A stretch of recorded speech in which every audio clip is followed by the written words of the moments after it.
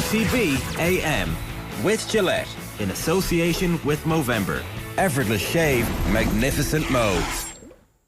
Good morning. It is Monday's OTB AM. Nathan with you this morning, and we got a very special surprise for you. I think it might be able to be the first time ever. Adrian Barry is with us on a Monday morning. How are you? Morning, Nathan. Good morning. That was very matter of fact. My wife said to me yesterday, when's the last time yourself and Nathan were on together? Whoa. Easy. And did she think this was a good thing or a bad thing? I know, I think generally a good thing, yeah. Okay. Well, we'll have to... I couldn't remember, actually. We'll have to prove her right over the next 2 hours. And there's no doubt we're going to do that. Had you a good weekend? Good weekend, yeah. The 4th birthday party yesterday afternoon, so at home. So, yeah, that was great. We did bit of cheese and wine for the 4th birthday party, I assume? There was actually cheese and wine. There was. Of course. And the kids had their stuff, and life was good. It was nice. 4 is kind of good. There's not a huge expectation from the kids. Anything's a bonus. Loads. They got stacked up in sweets, Nathan. You know yourself. Anything after that is good for them. So no, it was good. Good afternoon. You?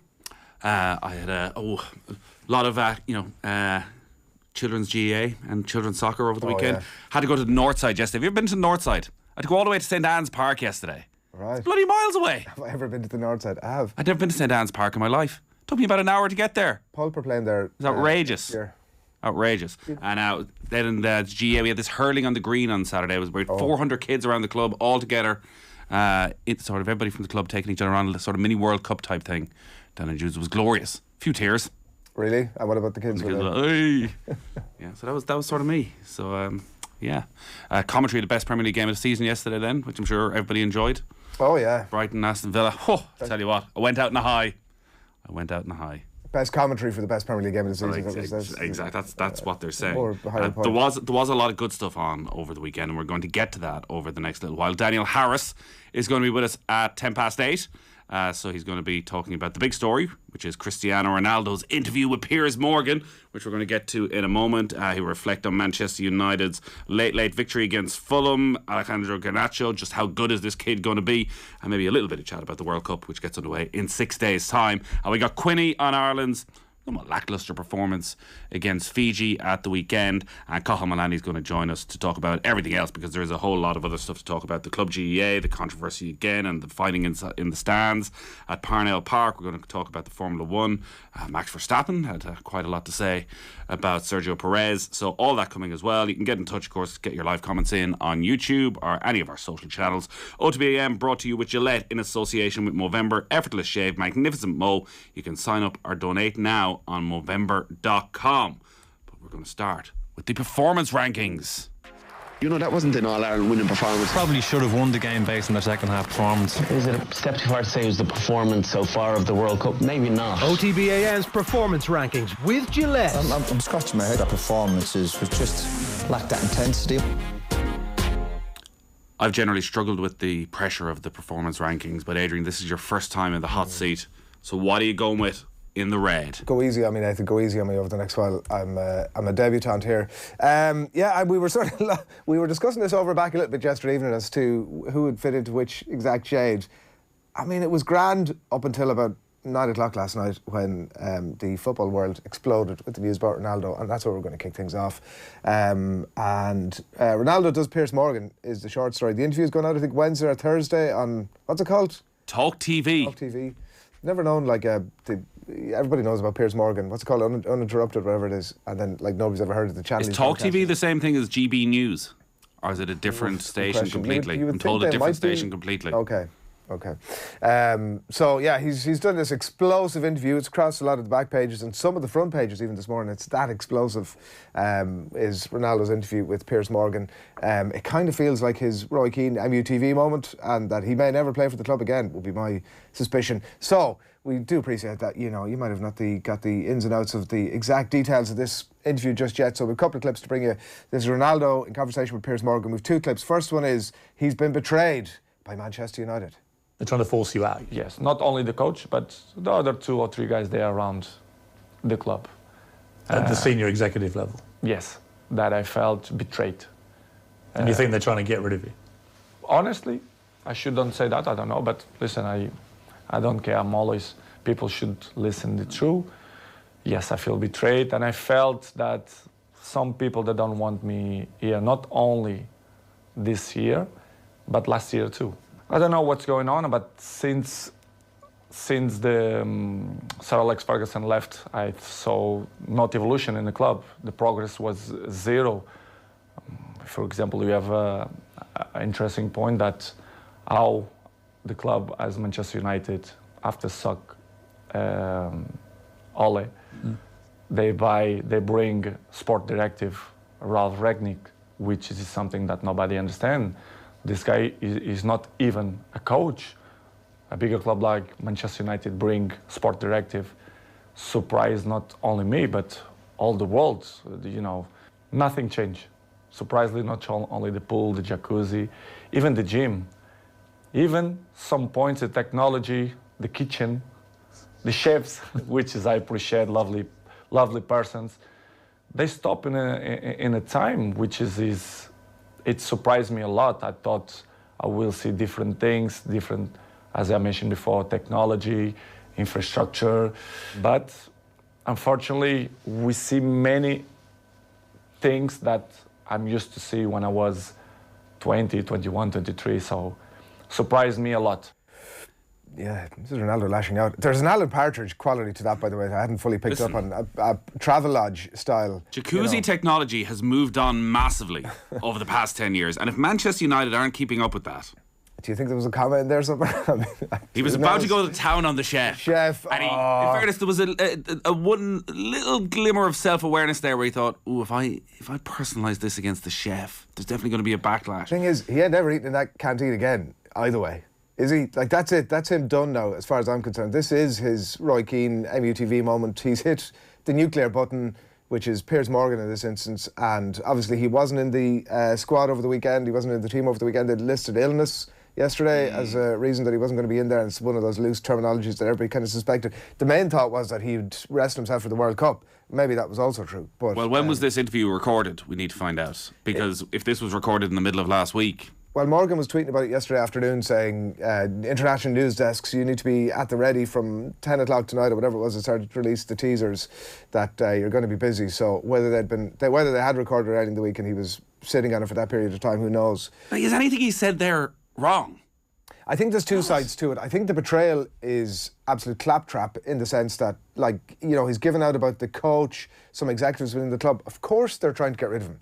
They view him as no longer somebody who's offering something to the club. Well, so it's within their remit for a player who's earning an absolute fortune to be able to say, this is no longer an asset for us, we're spending too much money, we would like to get rid of you. So I think that the idea that he should be sort of lauded as he walks in the door and, you know, bow down in front of Ronaldo as he comes into work every day is just ridiculous, because Ronaldo 2022 is not the player in physicality that he thinks he is in his head.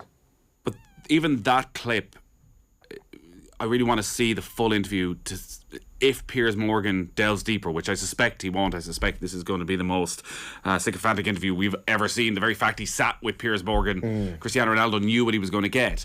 But he's talking about last season, certain individuals wanting rid. Like Cristiano Ronaldo handed in a transfer request during the summer. He was desperate to leave the club. You assume not because of the individuals in the background, but because he knew everything he's just outlined, that the club was going nowhere fast.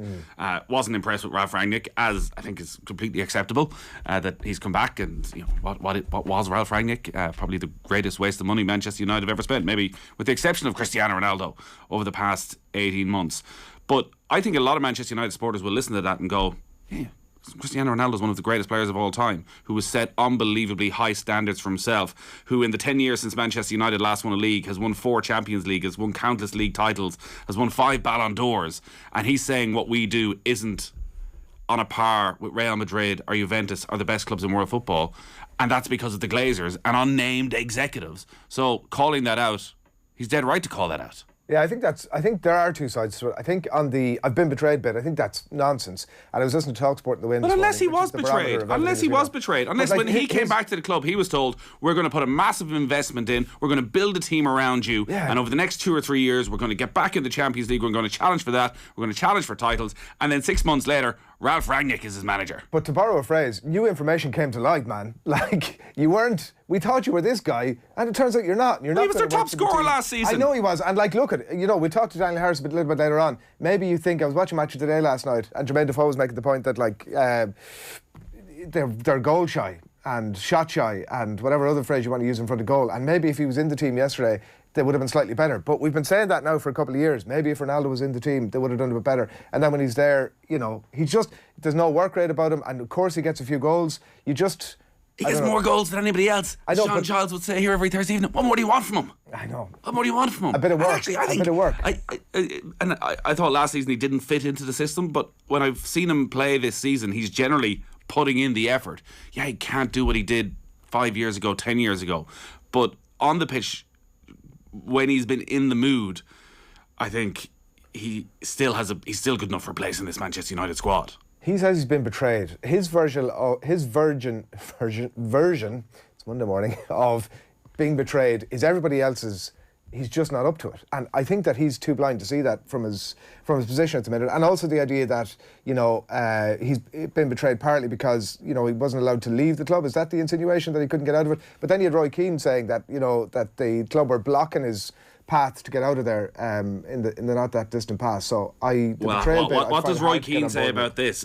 This obviously was timed for the end of the Premier League. First part of the Premier League season, so he doesn't have to go back into Manchester United, but it also means that we're unlikely to get the full Gary Neville, Roy Keane reaction tonight or over the coming days, though I'm sure we'll hear from a lot of those former Manchester United players. But Keane has been a staunch defender of Cristiano Ronaldo, and you just say there are similarities between the way Keane exited the club and the way he questioned people. I think Keane's was more of the players, more so than it seems to be the structure that Cristiano Ronaldo's having a go at. But this is unacceptable. Wayne Rooney was very honest on TalkSport last week, saying there's no way in hell Roy Keane would have stood for a player speaking like this. The best bit, which they haven't released the clip of, but I'd imagine is going to go viral, is his criticism of Wayne Rooney. So I think everyone was quite impressed with Wayne Rooney that he didn't take the usual former player line of going, he's one of the greatest players who've ever played the game, and you got to respect his opinion. Said he was completely out of line, that you can't do what he did and can't refuse to come on.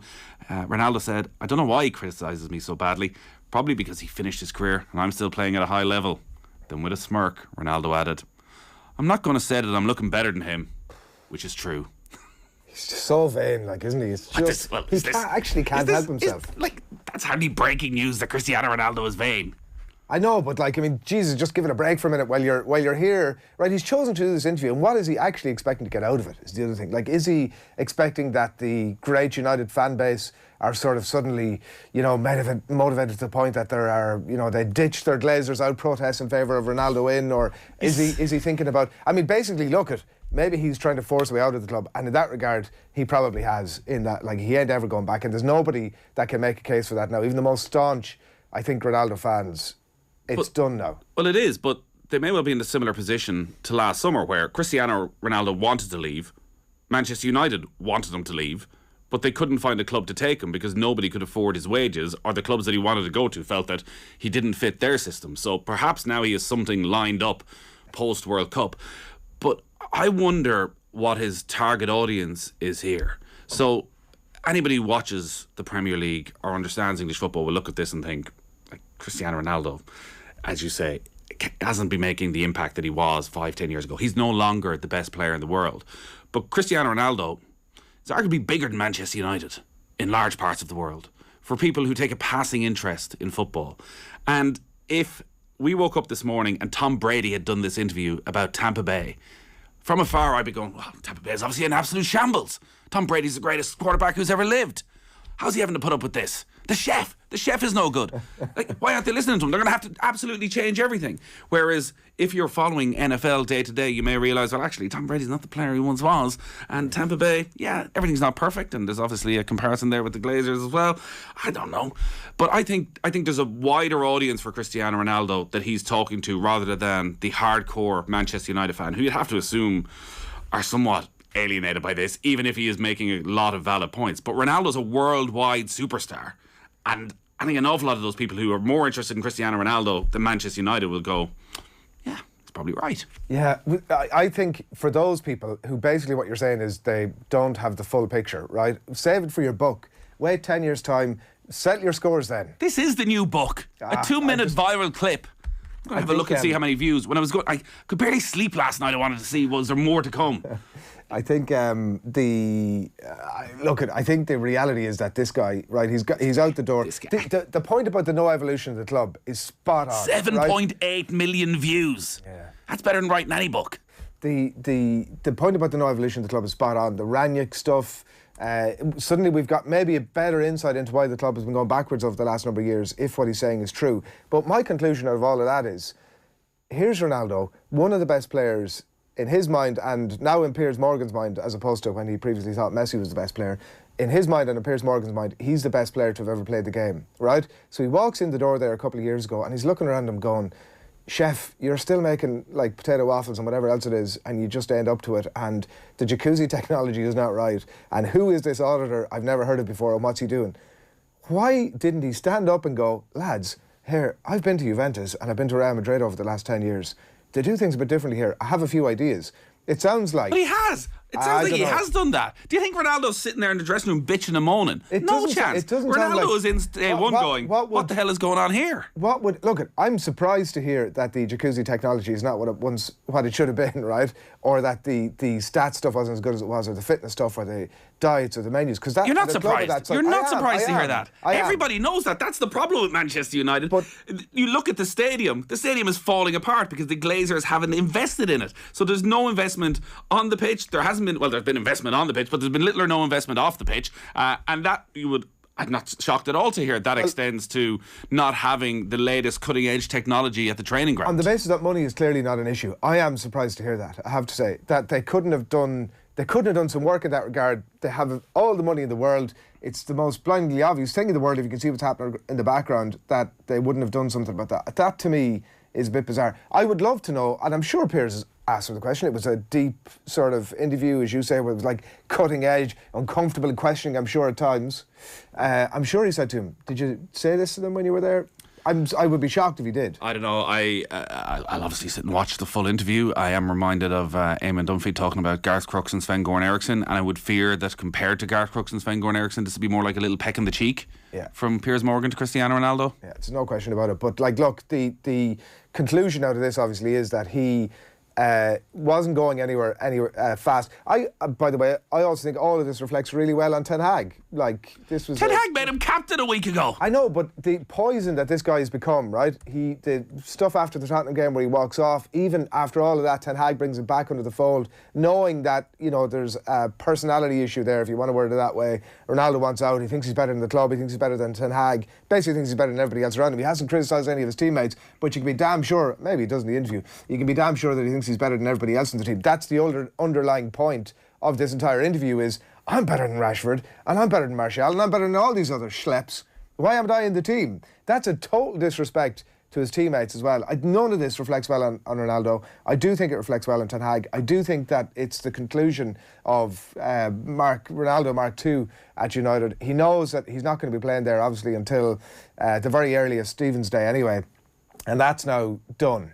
That's cooked. He's gone. As you say, he's gone off to the World Cup. He generally has tended to manage to be able to raise his game a bit more for Portugal over the last couple of years. Maybe he ends up having a good tournament. Maybe, as you say, he's got something else lined up. But I do think the timing of this thing is weird. I think the cozying up to Piers Morgan is bizarre in the absolute extreme. None of these things are bizarre or weird. It all fits the pattern. It's not like the two of them have been grooming each other over the last couple of years. Like, Piers Morgan's on TalkSport every other week saying, well, I've been talking to Ronaldo and he tells me he's not happy. Now, Ronaldo hears that and he's still in contact with this guy. It's a slightly bizarre using each other dynamic. And that part I don't fully understand, I have to say, like, that he chooses that path. Maybe, you hinted earlier on, he's got a club lined up and he's hit the nuclear button because he knows everything is sorted in December anyway, and that's it, done. Bizarre. I think we have another clip of Ronaldo. So they've only released. We don't have another clip of Ronaldo. No. Okay. That's all you need to hear from now, Nathan. There's more stuff to come. There's more. I'm sure there's going. Well, I'm wondering, is there going to be that drip feed? Is that all the good stuff? You'd expect it's the juiciest stuff, But like that's the stuff that makes a lot of the front pages this morning. There's probably loads of stuff as a football fan that you'll be able to get your teeth into afterwards. But I don't think there's any case for him to stay on here. I actually think that Roy Keane also hasn't helped Ronaldo with his endorsing of him walking out after the Tottenham game. I ultimately think that he needed somebody who Ronaldo clearly respects to say at that point, listen, this wasn't right. He shouldn't have done that. He needs to get himself back in the fold. Be a team player. Which Ronaldo clearly at this stage of his career, at any stage of his career, let's face it, is not. Does anybody in Ronaldo's position have that person? I don't think so. Maybe not. There's lots more stuff in there about his personal life, which was obviously tough going from over the last year, but I think that gives you the greater sense of what's going on. So he is firmly in the red, a little less red, but quite red this morning, is Ranty Razzie Erasmus, and he's been at it again. South Africa have been beaten again, and Razzie Erasmus has taken to Twitter to, after the loss to France over the weekend, whatever his game is again here, you sort of begin to wonder about people's motives and what the hell is he playing at. You get a bit of a sense. I'm not going to read you the tweets, show you the clips, but he's been given out about some stuff that happened. Forearm challenging one of his players in one of the tweets. Forward pass that wasn't a forward pass, he says in another one, and on it goes. It's more of the stuff that you saw last week and the week before, and then the summer before that. It's just another staging post for Razzie Erasmus. And so who is the target audience for this stuff? Is it that he's going to take some of the heat off his players because people aren't talking about the shortcomings of his team now? Is it trying to reassure his players? Is definitely the school of thought that I subscribe to, that, listen lads, we've just marginally come out the wrong side here, but it's not us, we got to keep to the plan. It's the referee's fault, and it'll all come right come the World Cup. That's my school of thought, that's who he's actually speaking to here. Is he trying to put minds in the doubt in the minds of referees to say, think twice the next time you're about to make a decision against my team? Or is he just giving himself and the rest of his South African coaching ticket a bit of a break? He's saying, listen, it's not our fault. It's not our fault. Refereeing decisions are going against us. Or is it the South African fans at home? I don't know. Whatever it is, he's well on the road, I think, and looking at some of the reaction online yesterday from some respected sources, he's losing the respect of the international rugby audience. If your terminology about Ronaldo, the greater rugby audience who aren't as au fait with the specific details of all of this as Erasmus is, I think he's starting to lose that respect. And where the hell does he go from here? Like, they play Italy next week. They'll probably beat Italy. I know Italy had a big win over the weekend against Australia, but they'll play them on Saturday. What happens after that? Like, let's say they do win. Is he back on Twitter, like, making a few more points? Where does it all end? It's Jose Mourinho, Nathan, I think was the expression you used when you were sat in this seat last week, and he's just short of hopping into the laundry basket. Yeah, I think the point about the referees and the influence of the referees, it feels like it's gone way past that now. Because when it happens once and the coach of the world champions has a real personal go to referee, you would wonder what impact that would have on that individual. But now it's every week, to the extent that surely all of the referees are thinking, this guy, I'm sick of him. So rather than giving the decisions, human nature would be to rail against them, to go, actually, why would we bother? Like, do you think the referees this weekend are going, oh no, I can't believe Razzie's had a go at us? Like, he has a go every single week. So I can't see it having any positive impact for South Africa. And I do wonder what the South African players think about this. Like, they are the world champions. They should be above this. Like, they should still, while they're preparing for next year, be going around like the big dogs, like not getting into petty little squabbles like this. And maybe it is genius from Razzie Erasmus and it's a pure distraction technique, and again you're talking about that rather than the defeat, and he's doing all sorts of work behind the scenes and they're trying to build towards next year and he's just trying to take the glare off the players. But I just think being a world champion brings you to another level where you have such automatic respect from everybody. You just fall back that constantly. Whereas now it's like they're a bit of a laughing stock. Like people are making a joke out of this every week. Is that what you want to be when you're one of the best rugby players in the world? That's what your coach is turning the rest of the world against you? Well, to continue the Alan Partridge line of thought, he'll have the last laugh is, I think, what he's getting at here. I think everybody wants consistency from referees, right? There's going to be every single game that's ever been played. Somebody's got a gripe about the referee somewhere along the line, and he's obviously feeling really put out by this entire thing. And I also feel that it slightly undermines Jacques Nienaber. Like, what's his thought in all of this? He's actually the head coach of this thing, and here's your man, like, who's his boss, director of rugby, who's out on Twitter every other week, I mean, that's not helpful, is it? What does Jack Nienaber do? Like, is it? Well, he's the man. Real role? Yeah, no, I think he is the man. He's obviously not got the celebrity profile of his boss, ultimately. But Jack wouldn't be asked on to Strictly Come Dancing, but Razzie might be. I don't think either of them. The South African Strictly, is that what you're talking about? Quite possibly. I don't know if there is a South African Strictly.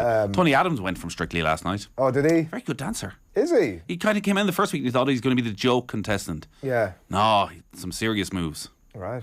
But he got injured. The headline was Adams out of Strictly after injury. Is that what happened to him last night, or was he? No, he was injured. He was in the dance-off, but he was injured, so he had to step aside. I wouldn't have had you as a Strictly man, Nathan. That's very, very popular in my house. I'm a celeb man. I've watched bits of it. It's just on so often. And also, the World Cup is coming up. I know. You can't get too invested. You can't fully commit. It's a very difficult watch. You're watching Matt Hancock and going like, this guy is responsible for the death of thousands of people, and they're all having a joke, and he sort of gives a half-hearted apology. And I'm just looking for forgiveness. Like, piss off. I think he's actually coming off quite well out of it. But that in itself isn't right. Mike Tyndall is the man. That's. I only saw one bit where one of them asked Mike Tyndall what his wife did. You're joking me. Well, they're probably not in there for their intellect. I'm trying to get through The Crown at the moment, so that's why I'm also not watching Celebrity. I've heard it's not as good as the previous series. No, it's not. The Queen isn't as convincing. I think it's all a bit too real now because you remember it. Whereas actually it felt like, I'm sure it was a very top-line history lesson, and anybody who is more au fait with all this will say, it's a dramatised version of it all. But now, like, it's all 90s, which I can remember, and you're going, was it really like that? I'm not quite sure. And given events, Johnny Lee Miller is John Major. He's just... Johnny Lee Miller's too good looking to be John Major, and the Irish guy is too good looking to be Prince Charles. It's a bit like watching the Titanic as well. You kind of know ultimately the thing is going south. What's going to happen? Anyways, there's the TV review of the weekend. Amber, what do you got for us? In the Amber, I've got Irish rugby. I sort of before Ronaldo did last night. I think I did slightly in the green, which might have been a bit controversial, but it was at the went to the Aviva on Saturday afternoon, Nathan, and I'm not as a downbeat as maybe some of the reports have been on the Irish rugby team after the weekend. Like, it's a bit of a hiding to nothing in a lot of ways, and those games typically tended to have been at some of those November internationals against Fiji before, and you're on a bit of a hiding to nothing. Like, unless you go out and beat them by about 50 points, everybody's sort of moaning about it, and obviously the game didn't get off to the most amazing start. I think that obviously everything at the minute is in the context of who's going to make the play-in for the World Cup. That's dominating everything. And I do think that actually the A loss to the All Blacks 15s a few weeks ago is going to be referenced for the next year or so. This game might slightly come in under the radar a little bit, but I do think that was almost a bit of a sliding doors moment for a whole pile of players that aren't realistically now. I think there might be 7 games left before the World Cup starts. Some of them are obviously frontline Six Nations matches, which, I think a bunch of those players are just not going to get their chance to put their hand up. The likes of Gavin Coombs, who got ditched out. The back row is really interesting as a jumping off point, given the competitive nature of it. But I think if you look at the likes of Gavin Coombs, who got ditched out even from the larger squad post that A loss to the New Zealand 15, went back to Munster, had obviously a very good game for them in the win over South Africa A. But I think his chance is probably gone now. And he'll probably, he'll be a player who'll come in, probably post the World Cup at some point. Certainly wouldn't think his Ireland career is done, but in terms of World Cup. So you have the likes of that, the sliding doors aspect of it, and then you have Nick Timoney, who gets his shot against Fiji, is retained in the squad. Also one of those players who played in that loss to the All Blacks A. And I just think given the strength across the back row, there wouldn't have been a huge amount of people who would have given somebody like Nick Timoney a shot at making the World Cup squad. But suddenly he's starting to really play his way into form. You assume he's playing his way into Paul O'Connell's thoughts and Andy Farrell's thoughts. Gets a couple of tries. And you look at the likes of Kieran Treadwell, for example, did well, most likely to have missed that New Zealand game. He was a sub against South Africa last weekend, got 50 minutes under his belt on Saturday, nearly had a try to his name. Again, another one of these players that, I'm sort of making a case here that people have left the Aviva, it seems like by and large, with the idea that this was forgettable. Look, certainly in terms of the game, I'm not going to make that case. It was drab. I think the referee probably didn't help it, and I'm not going to go full Razzie on him. It probably didn't help it. It was very stop-start. It was error-strewn as well, so not entirely his fault. But I do think that the likes of Kieran Treadwell, for example, like there is a bit of a bubbling under of players who have suddenly become live options. The one area, of course, that is the constant point of conversation that we still don't know exactly where we're at on is 10. Well, this is basically a referendum on Joey Carberry, and you look at that starting team in the back line, like, it doesn't take a huge amount to happen for that to be an Irish backline in a Six Nations game or a World Cup where he's starting alongside Jameson Gibson-Park. Mac Hansen and Robert Balakoon are on the wings. He's got Robbie Henshaw and Stuart McCluskey in the centre. All right, you'd expect that Jimmy O'Brien won't be starting these games, but he has a lot of quality outside him and experience. Yeah. Did he pass? Oh, did he pass the ball? Did he pass? I mean, he did. But look, number one thing to say, I think, about the 10 position is that the benchmark for the level we expect the 10 to get to is too high. At the minute, Johnny Sexton's probably the best number 10 in the world, and like getting better with age, it's incredible. Like the idea that he's going to retire in 12 months' time, look, at maybe at that point his powers are beginning to wane, and everybody's sort of satisfied that it's all done and dusted and away he goes. But he's playing at the peak of his powers, and it's an unfair benchmark. The reason that Johnny Sexton is the top choice for Ireland is that he's by far and away the best number 10. You would just like the gap. Sexton is like a 9 or a 10 out of 10 almost every game he plays, and then the rest are about, they sort of waver between a 6 out of 10 or an 8 out of 10 depending, and any of them can sort of swap into that position. With Joey Carberry specifically, it's just never felt as if he's come in and grabbed the position by the scruff of the neck and put his stamp on it and said, that's it, I'm here, I'm going to go ahead.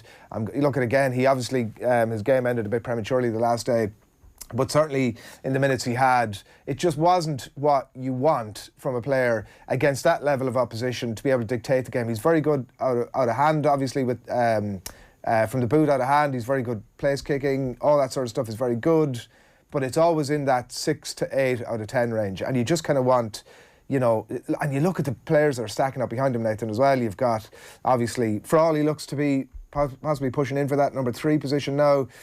Crowley, potentially, from what we saw last week. We're not going to see enough of Harry Byrne, I don't think, before the World Cup. Ross Byrne seems to be out of favour. Carty the same.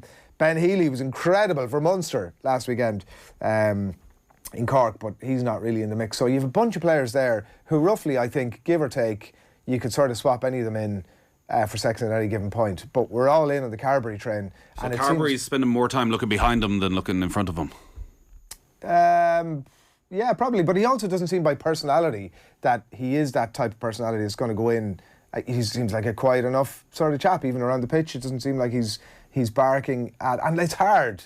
Like, he's stepping onto the pitch there, and he's like, straight away he must be thinking, okay, like, I know you're used to having the best 10 in the world stood in this position, and he's barking at you, he's giving order, and he's got 10 years experience behind him, and Carberry doesn't have any of that. Like, he needs what Carberry needs, or needed, I should say. It is 6 years in Chicago. Well, he needed, it's a great point, Sexton to have got injured at some point for a prolonged period of time to get the games that he was going to get, because no Ireland coach was going to go, we've got this guy over here and he's amazing and we're just going to take him out for a long period of time to give the next guy some game time. And the thing that we're still unsure about is if he had got a run of 6 or 7 or 8 games, Carberry, at that full test level against full test teams, would he have stood up?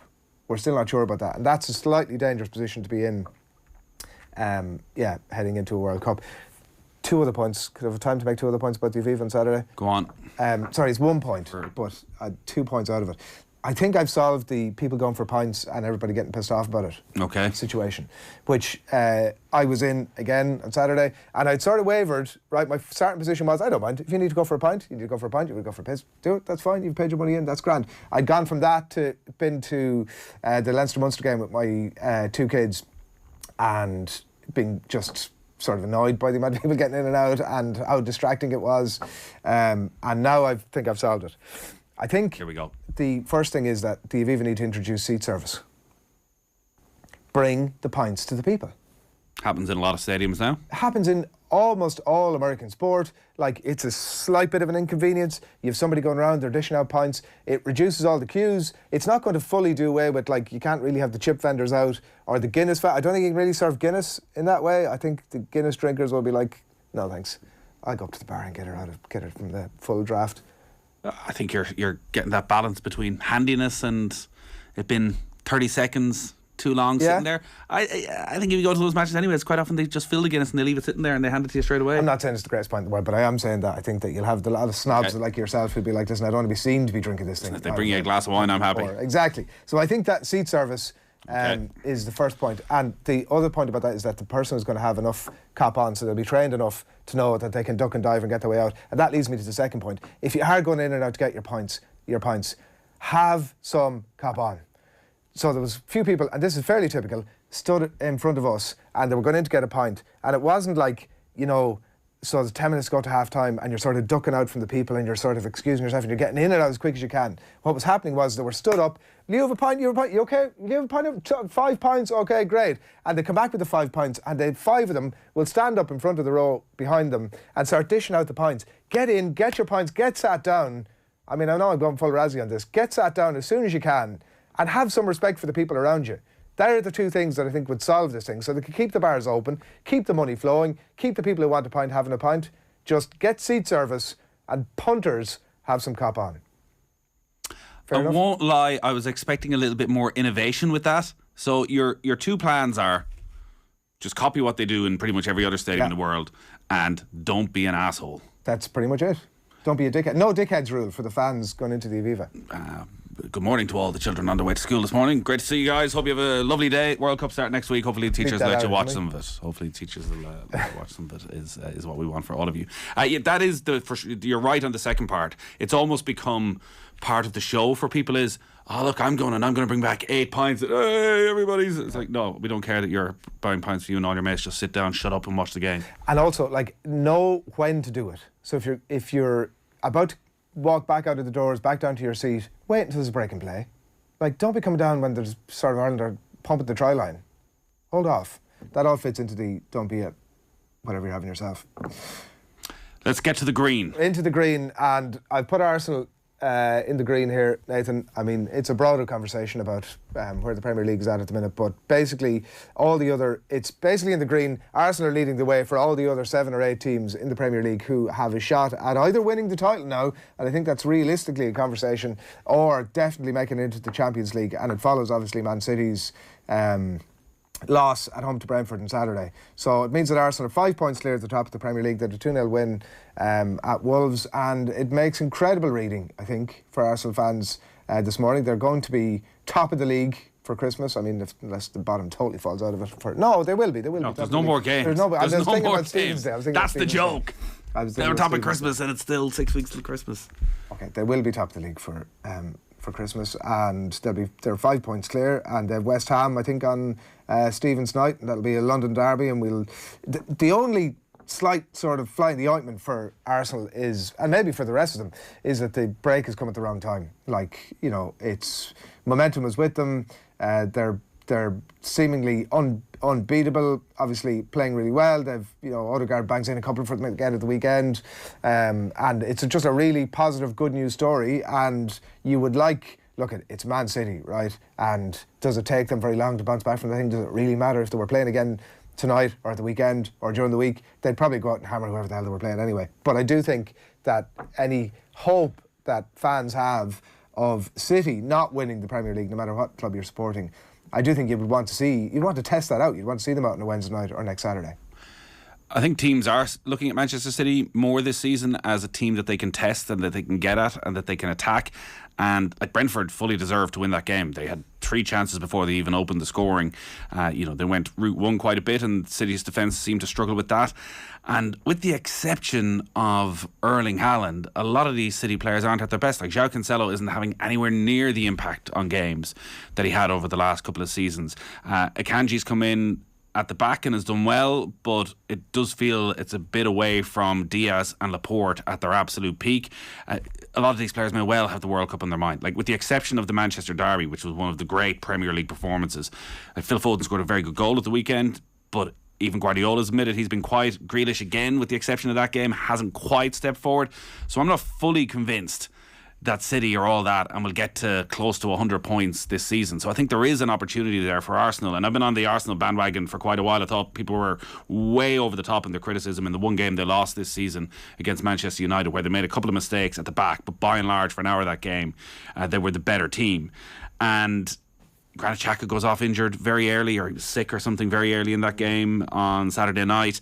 Fabio Vieira comes in and is brilliant. Like the three players playing behind Gabriel Jesus, one of them always steps up every single day, whether it's Martinelli, Odegaard at the weekend, Saka. Jesus isn't scoring, but the amount of tackles he won inside his own half to set them away on counter-attacks, he's offering something very different to that team. They're not making many mistakes at the back. They've got a good goalkeeper. Maybe they go and they sign somebody in January and they add a little bit more depth. But right now, with a 5-point lead, it does feel as though Arsenal are going to be there till the bitter end with this. Who knows what happens post-World Cup? Well, they're going to sign Ronaldo, is what Piers Morgan says. I do wonder the mentality of players that they come back, and we don't know what's going to happen over the next month, but like if Saka was to miss a penalty again in a World Cup final, like does he come back and is he absolutely devastated and that disrupts Arsenal's season? Or if England lose in the final, is Phil Foden distraught? Or if they win, do they come back and they're too cocky and they're celebrating for the next 3 months and they're not that worried about Manchester City because they've literally achieved anything greater with England than they'll ever achieve at Manchester City? And there's obviously 50 players with that sort of mindset, whether it's the Brazilian lads or the Argentinian players. Or does any of that matter? And will they all just come back and since Stephen said it's like the World Cup never happened? Yeah, and look, who knows? Because the flip of that could easily... I mean, I don't think England are going to win the World Cup. Great news flash there. And I also think City are going to still win the Premier League. It sounds like... I think City are still favourites, but we've gone into every season with what's happened with Liverpool and Manchester City going, you probably need 93, 94 points minimum to have a chance of winning the title. I don't know if that's the case this season. And Arsenal are well on course for that sort of tally. Like they've only dropped points in 2 games all season. They've won 12 of 14 matches. So they're setting a real pace right now. And I quite often when you look at the best teams in the league, teams sit very, very deep and they try and hold out for a scoreless draw. And against City, that's almost impossible because there are so many talented attacking players. They're always going to score. Whereas a lot of the mid-ranking teams now, watching them this season, feels as though they're willing to have a go at Manchester City and accept that they might concede, but they're trying to score. And City's defence isn't as strong as it was with Kyle Walker out injured as well. There's definitely an opportunity, I think, for teams to get at them. So I just don't feel it'll be as straightforward. And even the amount of points they're dropping, I see people writing today, like, are Liverpool fully out of it? I just don't think... I think they're not, except you couldn't trust Liverpool to go on the sort of run they've gone in previous seasons where they win 12 games or 14 games in a row. There's just nothing to suggest that's going to happen. But I think City are going to drop a lot more points. The other thing is Arsenal and City have to play each other twice in the second half of the season because their game was postponed earlier this year. Like Arsenal's fixture list, you touched, like it's a difficult fixture list when they come back. West Ham and Stevens Day, then they go to Brighton, then Newcastle, Tottenham, Manchester United. 3-game run. Tough run of games. Yeah, and I mean, like, I don't know, look, from a City point of view, it's obviously a lot of this is based off one game is the thing, and even at that, they're obviously pushing for the winner against Brentford, and they get caught in a brilliant counter-attack, absolutely. Who was that player that broke down the left-hand side? Brilliant. Was it Brilliant break at pace, catches them totally on the hop. Even for all that, City's back four get perfectly set, and Brentford still managed to score, which was a slight surprise. It was only on the replay, when I looked at the back four, I realised that one of the centre-backs was Erling Haaland, which is probably, I mean, a great sort of indictment of him as a player and his ability to get back, although he seems to have he got injured somehow, did he, between like full time in that game and then not been able to come over here. Again, for the kids listening in the car who are looking forward to going to Lansdowne Road on Thursday night to see Erling Haaland. He might still be there. That's bad news for you kids. The RTE promo for that, they went all, I don't know if you saw this over the weekend, they're obviously going to have to change it, which was basically Ireland are taking on Erling Haaland and some other guys. It's like, if I'm Martin Odegaard, I'm thinking, yeah, I'm kind of better than anybody in your team. Maybe show me a little bit of respect. The thing with City is it's not just one game, because the match before that, they need a 95th minute penalty at home against Fulham to win that game. Like the Leicester game was a very tight match. A couple of weeks before that, Liverpool beat them. So the break is probably coming at a good time for Manchester City. Right, top of the performance rankings this morning, Nathan, are the FAI Cup winners, Derry City. And congratulations to everybody involved in Derry. Obviously, a big win for them over the weekend in every regard. It's a match that has tended to be really high on drama over the last 10, 12 years, and even beyond that, extra time, penalties, really tight scorelines. But this was a very disappointing finish to the season, obviously, for Shelbourne. But for Derry, certainly obviously came up a small bit short in the league, didn't finish the last few games strongly, and maybe that was one of the biggest question marks heading into the game yesterday, that they was at 1 point from 9 over the last few weeks, at a point where they needed to keep the pressure obviously on at the top. But there is 25 points between Derry and Shelbourne in the league, and that was abundantly clear in the game yesterday. It's the biggest ever FAI Cup final winning margin, and as I said, a competition with such a reputation for tight games, and they conceded within the first 20 minutes, and that was, I sort of always meant, I think, from the way that Shelbourne would have approached the game, knowing that Derry City were going to control the ball, chances were going to be few, they needed to keep it tight at the back, that I think conceding that early was ultimately the death knell for that Shelbourne team. And like Damien Duff obviously is a big part of the storyline around this. It was so interesting to see, and it wasn't the first time that you've heard Damien Duff talk about so passionately about his involvement with Shells and what it means to him. Like, for a player who's achieved what he's achieved in his career, he's still talking about, like, 10 foot tall, walking into the Aviva. It was like the most important game in his career, I think he might have said, or something along those lines. He said afterwards, I'll be at the FAI Cup final out till the day I die, whether that's on the touchline or not. There's obviously a talk of a takeover at Shelbourne, and it'll be really interesting to see if there is a takeover and he's able to bring in some quality, because he speaks really respectfully about the players that he has, but you still understand that it's a young squad and they're not to the level that he'd like to be working with. So it'll be interesting to see if he does get the pieces of the jigsaw that he's actually happy with, what type of manager he is. But it must have been it was very clearly very disappointing. They were huge. Didn't have a single shot on target in the entire game. And he mentioned that after match, that the players have to go in and look at themselves in the mirror now after this and realise that they turned up in cup final day and they didn't perform. And that's a difficult thing for any sports person, and for pretty much to be across the team.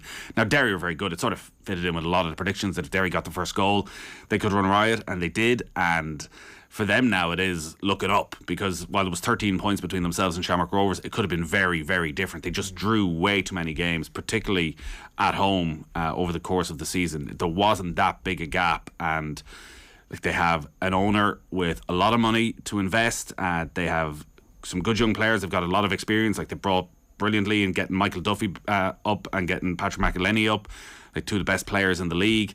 And we don't really know what's going to happen with Shamrock Rovers and what players they're going to bring in. So it's going to be a fascinating transfer window to see if Derry can close that gap further. And you feel they will, that it's going to be between these two next season. Andy Lyons is leaving Shamrock Rovers. Like, will Neil Ferrugia still be there? They've got a lot of players in their late 20s, early 30s. So first cup final in a decade for Derry. They haven't won the league for over a quarter of a century. So yeah, it's good for the league if there's two teams competing, and it does feel as though Derry are going to be in this for the long haul. Like, for Rory Higgins, first season in charge, big achievement.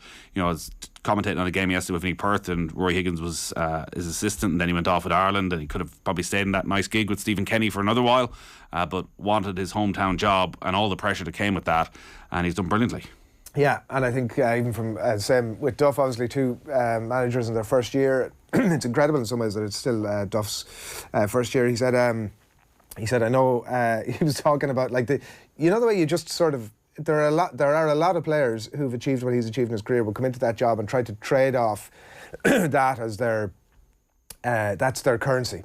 Whereas actually he's totally obsessed by this thing. It's incredible. He said, I know Derry City better than I know my wife and my kids. He's so obsessive about it and ambitious. I want to build Rome in a day, he said afterwards. Like, it's just, it's really impressive to watch, I must say, and he's very clearly committed to it, like, to the point where you could see him managing Shelbourne for the next 10 years. I mean, I don't know, maybe the players come in that actually end up ending Damien Duff's career with Shelbourne, in terms of he gets a thirst for management and ends up getting, hauled off somewhere else, and he'll be in tears as he leaves Shelbourne. Who knows what happens? But certainly, listening to him now, I don't want to be down on Shelbourne fans this morning, kicking them while they're down.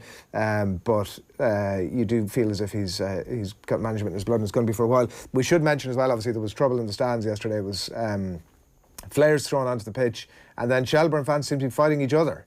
It was a slightly bizarre scenario that happened at one of the ends, and I'm sure we haven't heard the end of it, but ugly enough scenes, it must be said. You don't like to see it, particularly on a day like that where it was one of the biggest ever attendances at an FAI Cup final. Disappointing to see, but great day for Derry City. None of them turned up at a hurl, though. No, that is true. That is something we might touch on a little bit later, yeah. We'll come back to that, what happened at Parnell Park as well. Good job, Adrian. Well done. Debut, thank you. All right, so a reminder that Braeburn Coffee is the official coffee partner of OTB. Each week we're giving one lucky viewer a €100 voucher to spend on some Braeburn coffee goodness at an Apple Green store near you. To enter, check out @OffTheBall on Twitter. Just like and retweet our Braeburn competition post and you are in that draw. Braeburn Coffee never compromises on quality or taste to give you the best on-the-go coffee experience on the road. Available at Apple Green today. So we're going to be back right after this. Daniel Harris for reaction to that Ronaldo interview plus the rest of the Premier League action over the weekend. First though, here's Graham Gartland giving his thoughts following Derry City's comprehensive 4-0 win in the FAI Cup final. No, they didn't retain possession enough in the final third. They didn't have any sustained possession even in the middle third to allow their wing backs to get into higher positions, and then they couldn't get any supply into Boyd or Moylan. And when your wing backs don't get to the end line, you can't get crosses in. And for the likes of Sean Boyd, with the height and the presence he is in the box, he feeds off crosses and deliveries, and they didn't get enough into him then.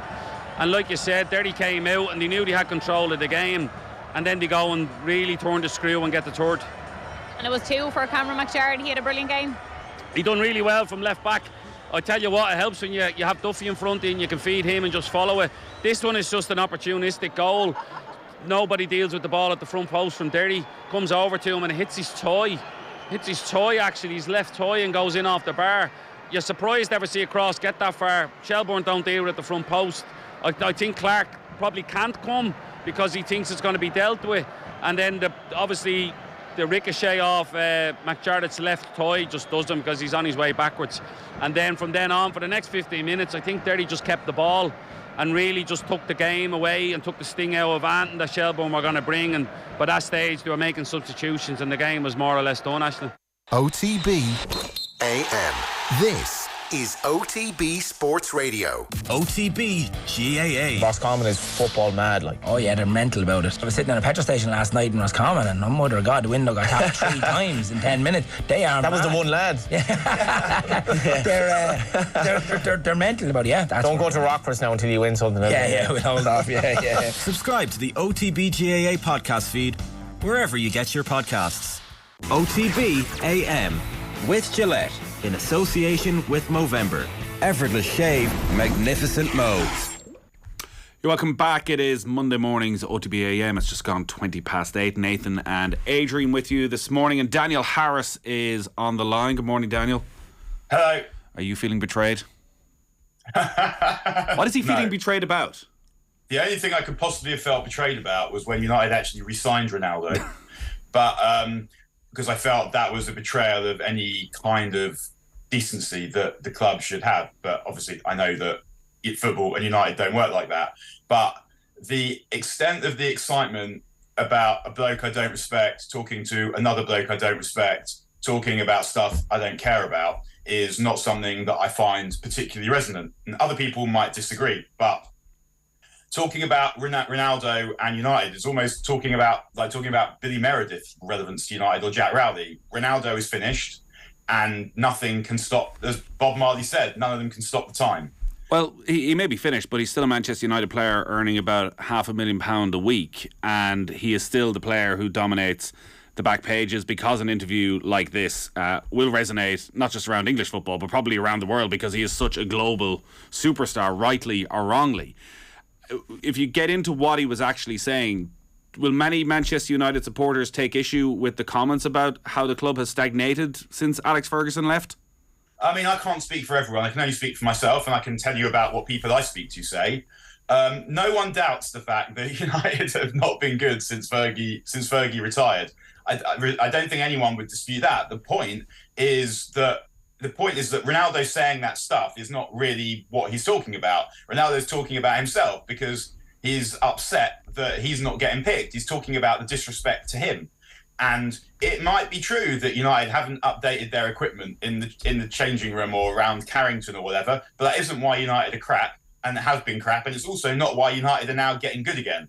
And United are getting good again, and they've left him behind, and time has left him behind in the way that it does to all of us. I mean, is there not a link between all of that and what happens on the pitch, that the investment that is needed to make sure the best, most talented players in the world have the best of everything around them? There's a culture mindset around that sums up why Manchester United have struggled over the last decade. And yes, if the jacuzzi isn't the latest model every season, should players get upset? But it does point to a wider issue at the club that they've sort of been accepting second best. No one with any brain would dispute that. But it's Ronaldo. No one's saying Ronaldo's wrong about some of those things. I mean, we don't have exact, precise knowledge, as you say, of the brand of jacuzzi that they might have. But yeah, it would not be surprising to me. The Glazers scrimp on everything. Why would they not be scrimping on that stuff as well? But the reason why United aren't where they are is much more to do with the investment in the playing side and having the whole club run by Ed Woodward, who's not a football guy, and constantly appointing the wrong managers. And if you were constantly appointing the right managers and constantly investing properly in the actual on-pitch stuff and buying the right players and having the right staff picking the right players, then the peripheral activities, like whether they have the best equipment, would be a lot less significant. And anyway, I don't really think Ronaldo cares about that stuff. I think Ronaldo cares about the fact that he's not getting picked, and the manager is right not to pick him. And I think actually by saying all this stuff, in some ways he's done United a favour, because he's making his position untenable. So I think that Ronaldo has been picked for more games this season than he should have been picked. And by making his position untenable, Ten Hag has the political capital to never pick him again. And I think that is what United need, to move away from Ronaldo and to move away from decisions that are not necessarily to do with taking the club forward. So in a way, I was quite pleased to read all this stuff, because it was Ronaldo showing himself up for the brat that he is, and making it much easier for United to get rid of him, cancel his contract, and spend the money on a player who'll be more useful. That has to happen, I presume, now. He's probably played his last game for United, Daniel? I hope so. Do you think that's how it'll play out? Are the club just going to say, listen, this has been unacceptable, you're suspended? What happens from the club point of view as they sit down this morning, like ourselves, to try and digest this stuff? I mean, Ten Hag presumably would be happy to lose Ronaldo, because he doesn't pick him in his best teams, generally in the games that he really needs to win. I think Ronaldo scored 1 goal this season.